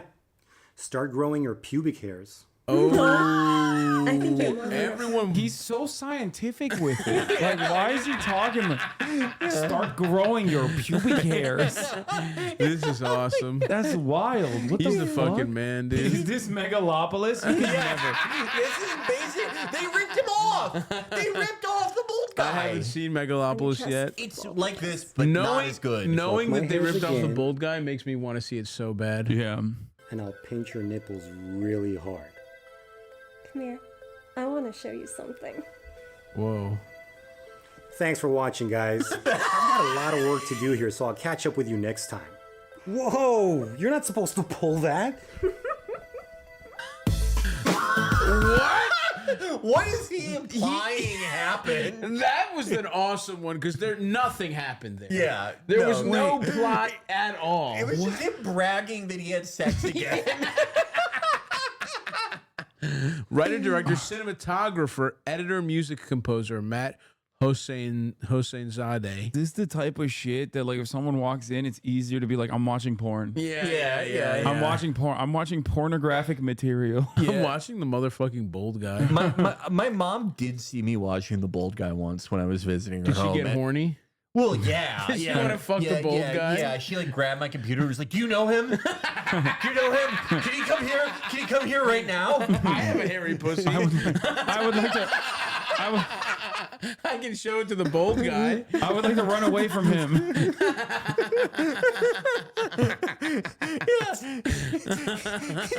He materialized in our living room and was like, I hear someone's vagina has a lot of hairs on it. I love the Bold Guy. I truly don't understand like why he made this. Because it's art, dude. He's a fucking artist. You know what I mean? Why do birds sing? Yeah. You know what I mean? Emma says, in 2014, Felix and I stayed up till 4 a.m. watching the Bold Guy, and we couldn't meet up before he went to Spain because we slept too long. That is literally what happened. Me and Emma were supposed to meet, like, God, this is 10 years ago. And it was this summer where I was going to Spain for, like, my last semester of college for study abroad. And he was in the northern suburbs, and I was, like, very far south where my mom used to live. And we were just like, this was around the time he had first shown me Bold Guy. And we were just going back and forth like, fuck me, I bet you will. You know, like, go fuck yourself. How about you go fuck with me? You know, like we were just doing that till literally the sun came up. He's the fucking man. I was in town to sell weed at the Magic the Gathering Grand Prix. I remember that. Yeah. Smart. He made a ton of money in Spain. No. We were both in Illinois, but I was going to Spain the next day. Okay. I was like, that would be funny if Michael went to Spain. I was confused. Did you get some Iberico while you were in fucking Spain? Oh, dude? yeah.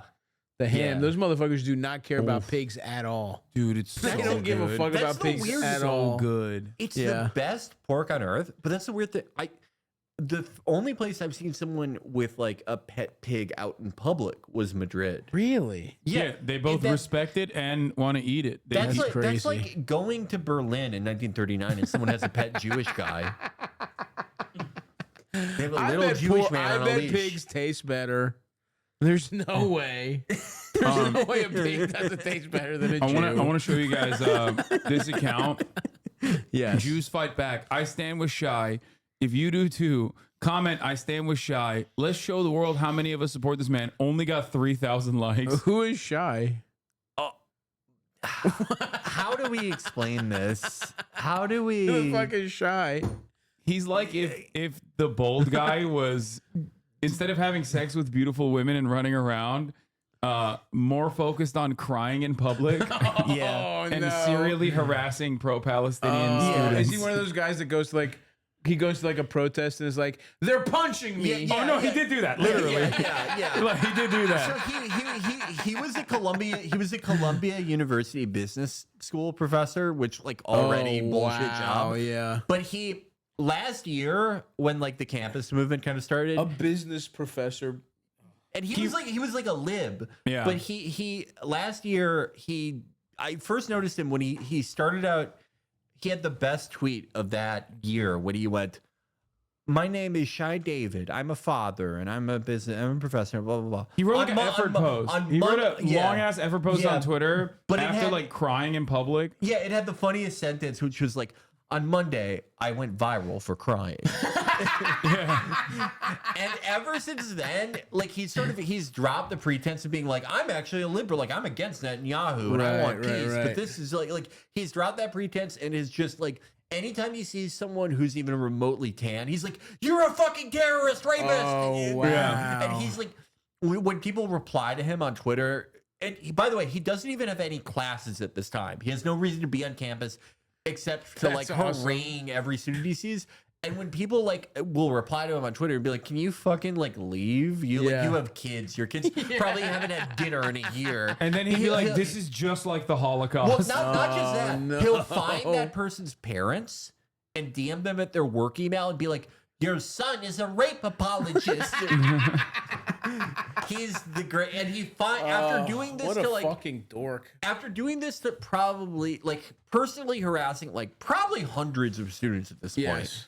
And not having any reason to be here, Columbia finally banned him from the campuses because it's like you can't just like do that. No, they banned him because they're anti-Semitic. They banned it, right? And it's a slam dunk. It's a slam dunk discrimination case, and he's going to be a billionaire. Yeah, no, he did. He got banned off campus, and immediately was like, I got a call from my lawyer. Like, you're gonna get a lot of paperwork coming your way. What's up? Food? Yeah, it's been here for quite some time. Go outside and take a look. I don't know. I think so. Wait, let me see. You let somebody in. Yeah, that guy's awesome. That's a great move. Oh, no, it's not here yet. It's not here yet. Stop. Do you remember Mikey Miles? 20 minutes. Of course. Doesn't he have like a Mikey Miles? And I didn't notice it until someone pointed it out to me yesterday. Does. He has such a Mikey Miles look. He really does.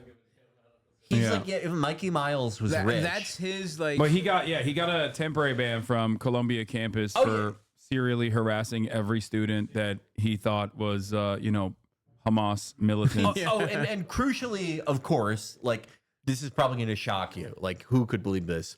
His dad is a very wealthy, like weapons, like executive.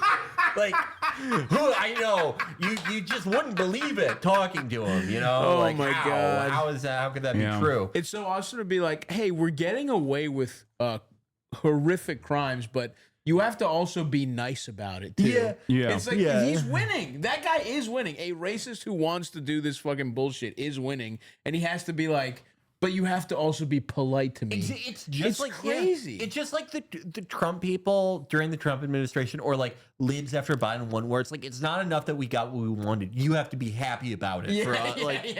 Yeah. And you have to think Trump is hot. Yeah. I loved all those guys making sexy Trump cartoons. Yeah. Every drawing of him was like he was jacked. It was awesome. He's like. Do you think that his dad is probably like 70, 80 something? Do you think that he's like, can you like cut this shit? Like I'm trying to make $4 billion on missiles. Yeah. By the way, so this is what happened. After his lawyer called him to tell him he was banned from campus, I immediately logged on to IG to tell Cass Holloway, Columbia's chief operating officer, to go fuck himself. Smart. Cass, this is awesome. This message is for you. He also said Cass Holloway was just like the concentration camp guards at Auschwitz. Probably worse. God. Actually, probably more. Why? Because an administrator was standing right next to him as like students with keffiyehs were walking by him, and he was like, "They're hitting me! They're hitting my shins!" I might have seen that video and not realized it was him. Yeah. I mean, there's been a bunch of those, but I don't know. I mean, look, I'm not going to be defeating the anti-Semite allegations here by showing you the most egregious anti-Semitic hate crime you've ever seen. I love that. I love that Shy David is like so annoying that it's like people are gonna think I'm anti-Semitic for like showing him.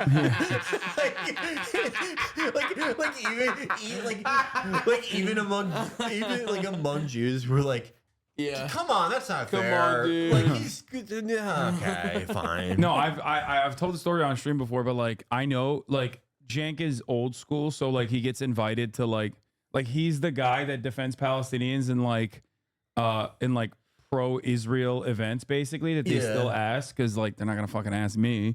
But like apparently like dudes who are super pro-Israel will come up to him after the event and be like, "I'm sorry you had to deal with Rabbi Shmuley." They're like, "Listen, I'm sorry. There's a way to do things. There's just a way to go about things." Like a guy who probably was deployed during the Lebanese Civil War, and he's like, okay, like even I know this guy is fucking gross and annoying. Yeah, the fucking dildo rabbi. I know. God damn. Yeah, him and Shai Davide are basically fucking converting people to hate Israel. It's awesome. This is you said this is him. This is him and College Campus. Well, like, we should give a content warning. If you guys are sensitive to images of like genocide and mass killing, Yeah. Like, don't watch this. Yeah, This this is really you're violent. about to see. You're about to see basically like the modern Holocaust. Damn, okay? dude, I don't know. Oh no.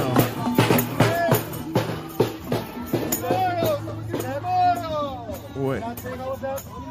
It's amazing how the assistant director of public safety will not see the number of elbow bit I just got. The number of elbows. Thousands of elbows. You are such a useless. God, this guy sucks. And you know what? There were so many useless administrators in Nazi Germany. Wow. What the fuck? That part I don't fully understand because it's like, wouldn't that be, good for Jews? Yeah. Like they just let him slip or something? Like, what was he trying to say there? The wires got crossed a little bit. They would have only made it to 3 million if a dummy like you was in charge. Like, what are you? Like, why did you say the that? point here? Jesus Christ. This is the second part, which is not shy. I don't think this is a different student. We are Jewish. We are proud. And we are going to be loud. Oh yeah, dude. He's drawing a raucous crowd. Drawing a fucking raucous crowd. Damn, dude, that guy said you could tell he's a fucking loser just by how he behaves. Yeah. But now Colombia anti-Semitically has. Wait, what the fuck? This isn't real, dude. There's no way that's real. That's so funny. No, I mean, as in, like, obviously, Mr. Beast didn't buy this ad. No, I think but he I mean, did. like, this ad doesn't exist. No, of course. That can't be any of that. Yeah, that'd be really funny. I do think he paid for that, actually. I think that is real. I've changed my Wait, mind. what? Oh my God! What? I'm aware that he. Is that Felix, real? you have to see this. No. Oh my God! I'm wait, aware. Wait. It couldn't have been that one, though. Someone must. No, it's just fuck It's the Israel. one with Mr. Beast on it? What? There's no way that's fucking real. It was hacked, apparently. Oh my God! Beast. Oh my God! What? This is gonna this is gonna cause Mr. Beast to come out with a statement now. Yeah, and be like publicly Okay. like. It doesn't have Mr. Beast on it. That's not funny anymore. No, I think they might have put. No, it says paid for by Mr. Beast LLC. Mr. I Beast, need you know to- what's not funny? This garbage or useless brand paid for. I mean, what How kind would of you person look at that and literally think he did that? You have to be so stupid. Nah, that's kind of his style. You know, the man loves the court controversy. Yeah. Oh my God. Paid for by Mr. That is, I will say, that's a funny wrinkle. I wish they'd used his face for real instead of just. No, I think they did. They added it later down the line. Okay. No, I don't see Chicago the face. Jewish Alliance, as seen on North Shore off 294, where it merges with 94. We will be getting to the bottom of this. Let us know. Somebody's going to regret this. Multiple someones for that matter. A billboard company and the Jew hater who bought the ad. This is a direct attack on the North Shore Jewish community. Billboard's taking Update. The down company that owns the content. billboard has taken down the content and is conducting an I think investigation. it was Mr. Beast personally. I think he did it. This is so... I think he did it because he was going to sell chocolate bars to the IDF and the deal fell through at the last second. Yeah, he's like, fuck Israel. It was like, I got to move Lunchly. they were on the hook for $1 billion worth of Lunchly, and then they said they backed out at the last Anti-Semitic second. messages displayed out. Felix, you will never guess what is on a Chicago suburb on an anti-Semitic billboard. Oh no! Wait, what's the? Let me guess. No, it's too Skokie, late. Illinois. I already clicked on it accidentally. I don't think that one's real, is it? The face is so good. It's awesome because they're adding Mr. Beast. Yeah, people think At it's Mr. Beast in Illinois, people are claiming this billboard is real. I assume it's got to be Photoshop. Someone put your name on it. This person goes, Mr. Beast. You know what's not funny? This garbage your useless brand paid for. Paid for Mr. Beast LLC. I wanted his face on it. That is awesome. Yeah. You gotta take a piss. I'll be back. I'm sure your billboards will free the Islamic Republic of Palestine. The Islamic Republic of Palestine. A subsidiary of Iran. Like what? Where is this? Is this in Skokie? Yeah, Or like, every Palestinian is gonna convert to Shia Islam to be a part. wait, where is this though? Yeah. Like which Illinois suburb? It was several electronic billboards in Northbrook. Oh, The Chicago suburb were hacked to display anti-Semitic messages on Wednesday. Congressman Brad Schneider condemned the displays, highlighting their inappropriateness during Sukkot in a community with a significant Jewish population. Outfront Media is investigating the incident, and the offensive content was removed around 7 p.m. Northbrook Court is one of the best malls in Illinois. Sukkot, sorry. I've never celebrated. That's one of those holidays where, like, I don't know if any of you in chat have had this problem. I have, where like I've been like looking for an apartment in New York, and like the guy who works for the building will be like, "Oh yeah, I mean, no one's gonna be like in town for the next like 87 days because it's Sukkot or one of those holidays that like I never celebrated growing up."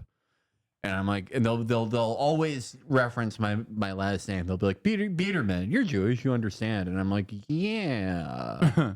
I know all about this weird holiday I've never heard of. Chatter saying that like this is definitely like a Zionist that did this is so wrong. This is too funny for like no. If it was Zionist, it'd be like, I want to kill all the Jews because I hate Israel and love Palestine is what they would write on the billboard. Yeah. If it was a Zionist, there would also be like a rape thing. It would be like, I support rape. Yeah. Signed Palestine. Or what was it? Like they would say like rape is liberation. Yeah. Signed Hamas or something. Yeah. From the Quran. Yeah, exactly. No, this is way too funny for it to be like actually done. This is definitely like someone hacked it. Yeah, this is just someone having a goof. Yeah. As Reformed Jews, we find Sukkot to be too high effort. It does seem cool to camp in your backyard, but eh. Yeah, Sukkot is the one where you have to have a gazebo. And it's like, the idea of my poor dad building a gazebo every year, it would drive him mad. Wait, so they chill outside for 2 weeks? Someone said, I work for an Orthodox community. I'm off work for 2 weeks. Yeah, I just like, whenever I have so many run-ins, you know, I think I've told the story. When I was flying from here to New York for like a New York show we did, I got clocked by like a Hasid in my row. And he was like, you're Jewish. And I just wasn't thinking, you know. My answer to that question. You're like, no, I'm Armenian. Yeah. Usually when I'm asked that question, it's like, oh, no, I'm sorry, I'm Turkish. And then that always gets me out of it. Yeah. Nice. What'd you get? I have so many. But this guy was like, oh, it's the fucking holiday with the tree branch. I forgot which one.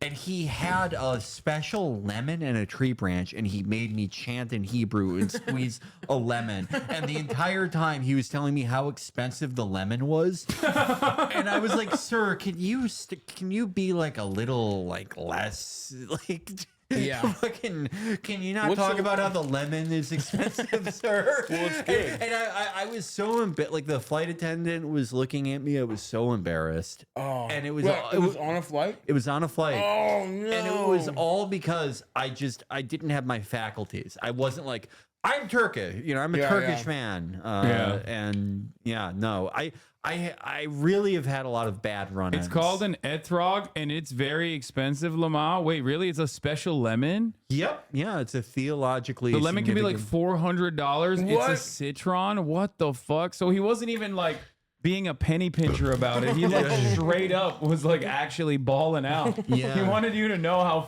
big of a baller he was. I don't know how. Did you get to taste it? No, you can't even take. That's the worst part. You just hold it. They're like, shake the tree branch and grip the lemon. And it's like, why is the lemon involved? You should be able to fucking spritz it on a little salmon and eat that shit. I feel like if you spritz the lemon, they would like, in Sons of Anarchy when they kick you out of the gang and like mark over your tattoos, they would do the Hasid version of that if you dared cut into the lemon. Oh, that would have been awesome to watch though. There's a show. Yeah, they straighten your hair. You don't get those awesome curlies. Yeah. The etrog is taken in hand and held or waved during specific portions of the holiday prayer. Special care is often given to selecting an etrog for the performance of Sukkot holiday rituals. Is Sukkot the one where you make a woman sit outside when she's on her period? Oh no, you just always are supposed to. Really? I don't even mean religiously. I just mean in general. Yeah. Don't they have like a little house where you're supposed to go? Well, yeah, women who are menstruating can't go into the gazebo, as far as I know. It gets better if the delicate tip of the etrog breaks. You can't use it anymore. It's no longer kosher. That and like crazy. you have to like use a flamethrower on your kitchen is like the coolest shit. For real? They get flamethrowers? You have to literally completely cleanse your kitchen, right? Or your house entirely, or just your kitchen? I'm not really sure. Yeah, in order to kosher your kitchen, I'm pretty sure you have to like flamethrower it. Can they use those Elon Musk flamethrowers from a couple years ago? The Boring Company's Just flamethrower? knowing what I know about like the whole like kosher thing, probably not, because like a lot of stuff that's kosher is stuff where it makes no sense for it to be kosher. Like salt is a great example. Like, what is the difference between kosher and non-kosher salt? It's literally just like that's one of the like sort of busy work for a rabbi. Yeah, no, this is it. Flamethrowing rabbi goes viral for making kitchens kosher. Hell yeah. That's fucking awesome. That's fucking cool as shit. Yeah, they have to nail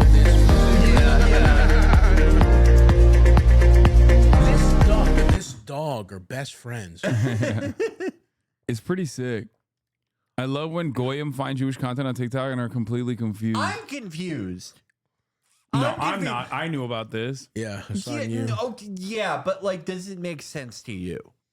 Yeah, it does. Why? Yeah, because we're not anti-Semitic. Yeah, because we love the Jewish people. Yeah, exactly. Which is true. What are your hang-ups about this, huh? You self-hating Jew. Yeah. I don't get it. Like, it's what do you like? Why does the flamethrower need to go in the microwave? Like, what was happening in the microwave? Well, because I'll give you this. The fire to me makes sense because it's such a primal cleansing thing.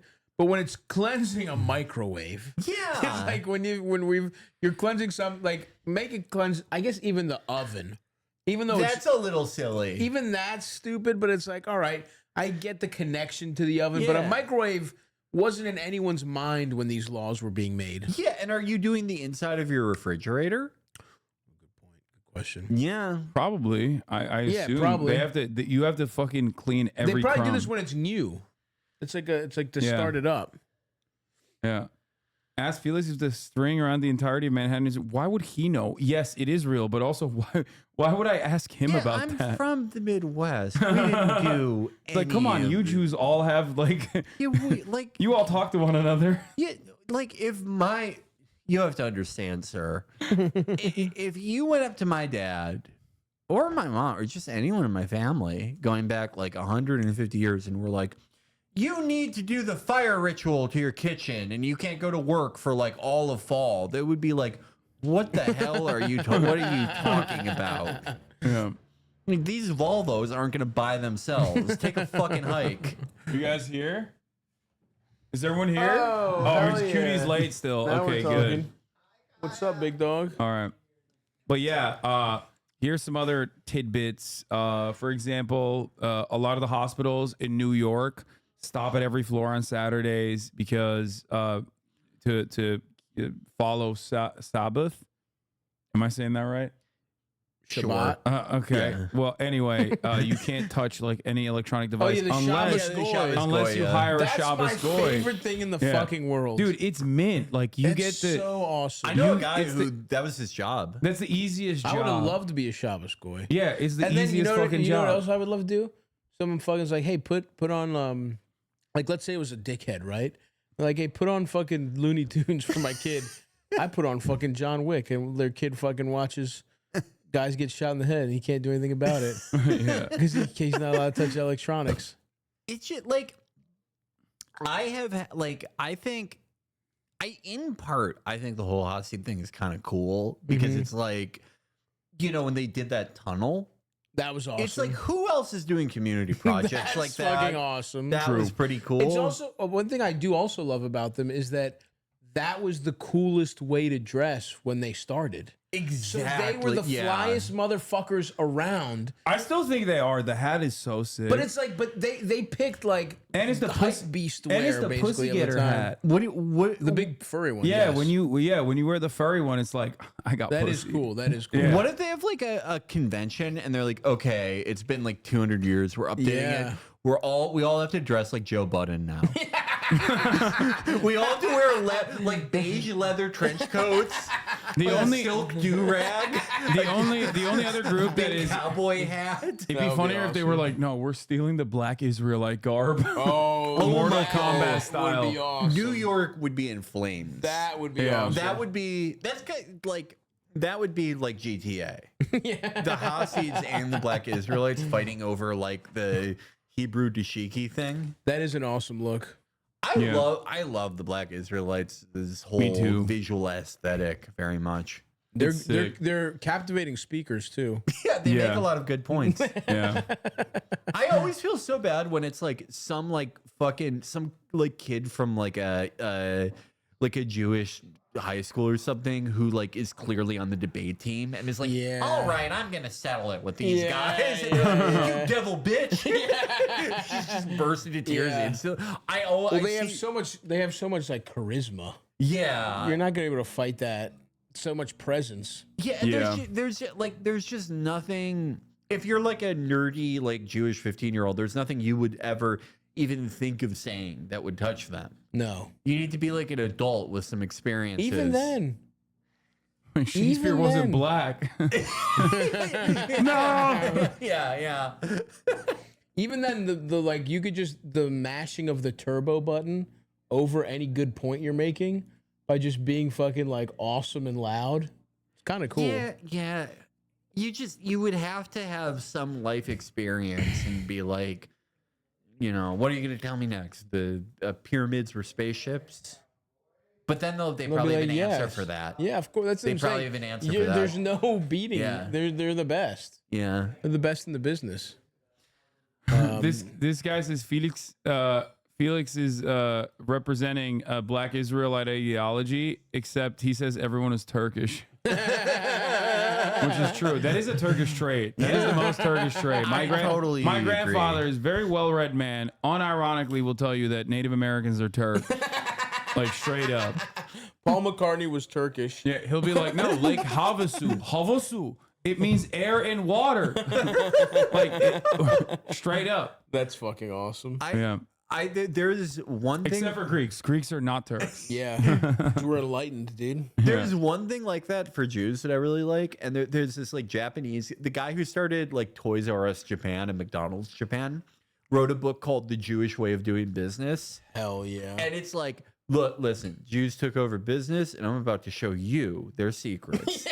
But he says like, I actually have a lot in common with Jews because I'm from the Kansai region and people discriminated against me from the Kansai dialect, which is like being Jewish. But also Jews settled in the Kansai region in Osaka. Oh, hell yeah. Like before recorded history. That's incredible. That's what I believe now. How'd they get there? That's awesome. I don't, they took a Southwest flight. There were a lot more land bridges back then. That is true.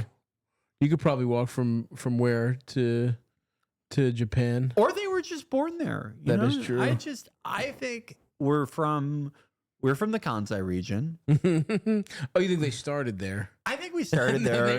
They moved to the Middle East. I think that we're supposed to like be in the Yakuza. I think we're gonna help bring the Yakuza back. Jesus' grave is in Japan too. There was an Abroad in Japan video about it. That's crazy. That makes sense. How the fuck did he get there, dude?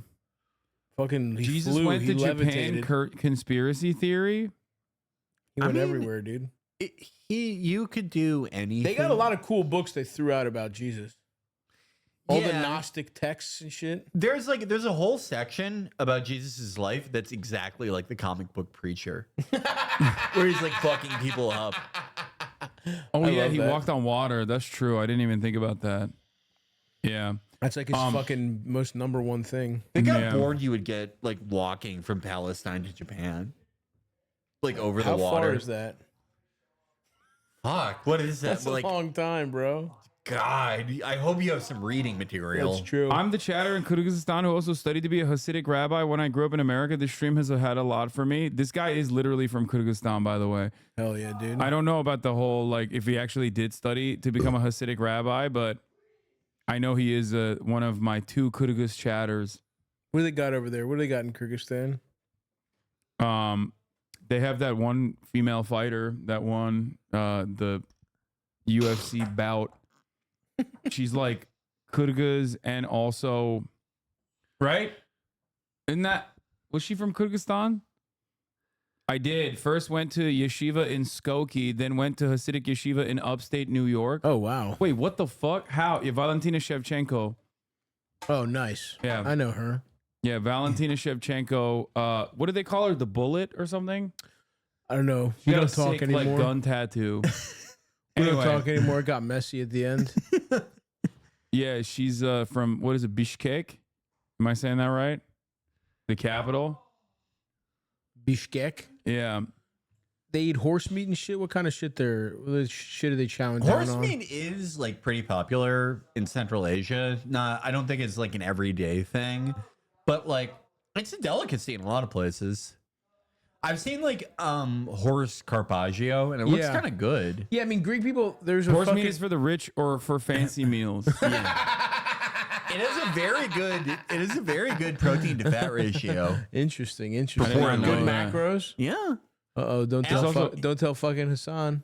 Yeah, I can't. I had a horse, so I can't eat horse meat. I don't know. It just like feels Who weird. gives a fuck? It's like eating dog meat. You know. I mean, listen. I don't want to do that, but if you brought me a delicious piece of meat and was like, by the way, it's dog, I wouldn't give a fuck at all. I wouldn't want to know before, but if I ate it and I was like, damn, that's a nice little fucking popcorn chicken. You're like, that's actually dog meat. I'd be like, oh, damn. Well, I mean, if you make it in popcorn chicken form, everything tastes good. I'm just saying, I would eat fucking It's more. mostly I breading don't at really that give a point. fuck. Wait, hold on. Why are people so mad about people eating dog? It is. Who it cares? It is kind of like we subject At this point, pig. I eat Pigs- bacon. I don't give a fuck. Pigs are incredible. It is pretty much like no difference. PETA's argument flops on me when I'm like, you know what, you're right. We should also eat dogs. that's what I'm like, you know what? Good point. More meat. We should also fucking get some dogs going. Yeah. It is just it is like kind of just an arbitrary thing. It's No, like no, we I have a understand it. relationship I with just, one. yeah, exactly. That it's because they're friends, not food. Whatever. You know, that's the way I Sometimes see you it. eat some of your friends. Yeah. It doesn't mean that was just what they were We're gonna meant to piss do off for the you. vegans. Is Cutie here yet? Marge, Will, is Cutie here? No, of course not. She's late. Classic. I bet she's gonna be wet too when she gets over here. Oh, I got the big boys. What's up, lads? Oh, dude, you're feeling fucking fit, bro. Yeah, I did a bodybuilding thing down in Austin. Yeah, he's out of control, dude. Oh, yeah, I'm gonna get hard. I'm gonna run the 3-minute ad break here. We're gonna set up for the podcast, everybody. So yeah, STAVVYBABY is gonna be on the pod. I'm gonna be on the promote pod. the shit out of his fucking new Let's start a movie cult, coming baby. out. Start a cult. Let's start a damn cult. What do you guys want to promote? Thank you so much for coming on. The movie. See the movie. I will be announcing a tour for next year in a couple weeks also. But yeah, go see the movie. Go touch grass, you fucking losers. Stop watching Hasan. Leave your home. Go to a fucking movie theater. Okay. Stop subscribing. Use your dollars. I agree. I literally think that. It'll do you some good. Breathe some fresh air. Have some fucking movie theater People are asking, are popcorn. they going to see your balls in the movie? I guess you got to go watch it to You find gotta- out.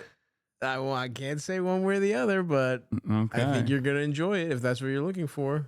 Felix, what about yourself? Felix Biederman? I can finally fully announce it.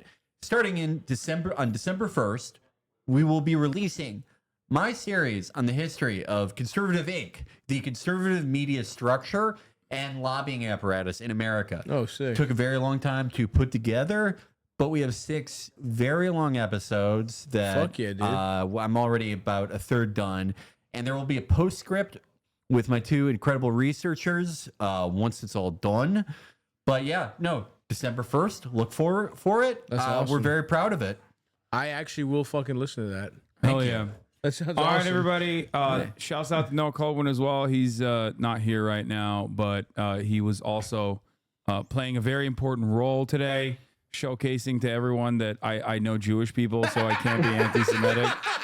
Wow, this man's literally doing the, like, I have Jewish friends. Dude, it's so funny how, like, I forgot. So I told Noah that he could stay with me when he was coming to LA. Oh, like that's the tent I saw in the backyard. Yeah, he's practicing. Yeah, he's practicing Sukkot, dude. But yeah, no, I forgot that was supposed to be today, and then Felix hit me up like a day ago and was like, "Oh, I'm still coming," because he comes on every second Wednesday, and then you were also coming today, jam packed. And then I started my live stream and found out that my former co-host of the podcast that I used to do called Leftovers was doing an entire like hour-long bit about how anti-Semitic I am, and I was like, well, this looks kind of bad. Yeah, you literally did the I have Jewish friends defense. Yeah, this looks kind of bad. Dude. Yeah, make no mistake, I am anti-Semitic. Well, that's why you put a Greek guy, that balances out. Yeah, two yeah, Jews. exactly. Yeah. And also, like, I literally am the most anti-Semitic guest on this stream. You know? No, I'm the only one who's been condemned for it in the New York Times. That is true. Well, have you won Anti-Semite of the Week? Actually, they've never given it to me. Well, that is kind of shocking. All you're the slacking, stuff I'm dude. doing, like, yeah, you're trying so hard. I'm just not. No, I'm like, who's the actor who like never got an award they were supposed to get? I don't know. Like or director, pre-Revenant, before Scorsese Leonardo got it. DiCaprio. Yeah. Yes, or Scorsese before The Departed. Yeah, he should have won it for so many other movies. Goodfellas for sure. Better Call Saul. He should have won it for directing Better Call Saul too. Good point. All right, I think that's gonna do it for us. All right, everybody. Thank you so much. Bye, guys. All right. Let me run the outro song. Oh, this was really funny. I have to mention this. Norman Finkelstein's Gmail will be upgraded October 17th to 20th. He will not have access to his account. Do not email him until October 21st, 2024. Dude, he's the fucking man. Like, I truly believe that this is his team that posted this. Like, someone was like, wait a minute, this is weird. Like, is there something weird going on? It's like, nah, that's just Norm, man. That's no. You know that he like tried to call Google. Yeah. What happened? I cannot not have access to my email. 200 gigabytes used already? Do you know how many books that is? I am gonna print out all my emails, and it's not gonna be 200 gigabytes. $3. Oh my god. Shouts out to Norm, the GOAT. All right, everybody. Love you all. See you tomorrow. Bye-bye. Bye. Bye.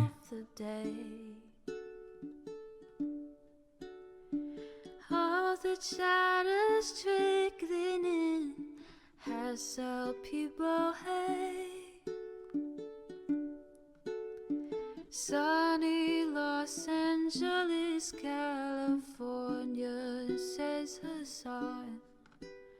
The starlight to the starlight to the topic just begun. There he is again, Hasan is streaming. Hasan is streaming. There he is again, Hasan is streaming.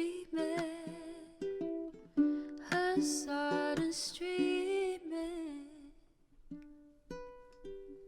Review in the P.O. box, Uncle Uger's face. Sudden discord at your prop, great names take embrace. Tiny Bernie Sanders, LGBTQ Air Force. The whole left at your fingertips, Ane at your door. H3 crowded debate, the Young Turks online show. 3 full fucking years of this, plenty more to go. 90-day fiance talks of champagne bourgeoisie. A Trump rally live reaction, a mass riot at DC. There he is again, Hasan is streaming. Hasan is streaming. There he is again, Hasan is streaming. Hasan is streaming. Reading a live stream, fair comments, Austin show chat advice, and all the ways the right-wing pipeline can suck you in alive. JCS react, Lord frame gets broken, cover blown. A full-blown mass pandemic, monster streaming at your home. Total radicalization coming out to find. The system you were taught to trust in was broken the whole time. All these daily streams, whether big or whether small, have helped me and so many find the meaning through it all. There he is again, Hasan is streaming. Hasan is streaming. There he is again, Hasan is streaming. Hasan is streaming.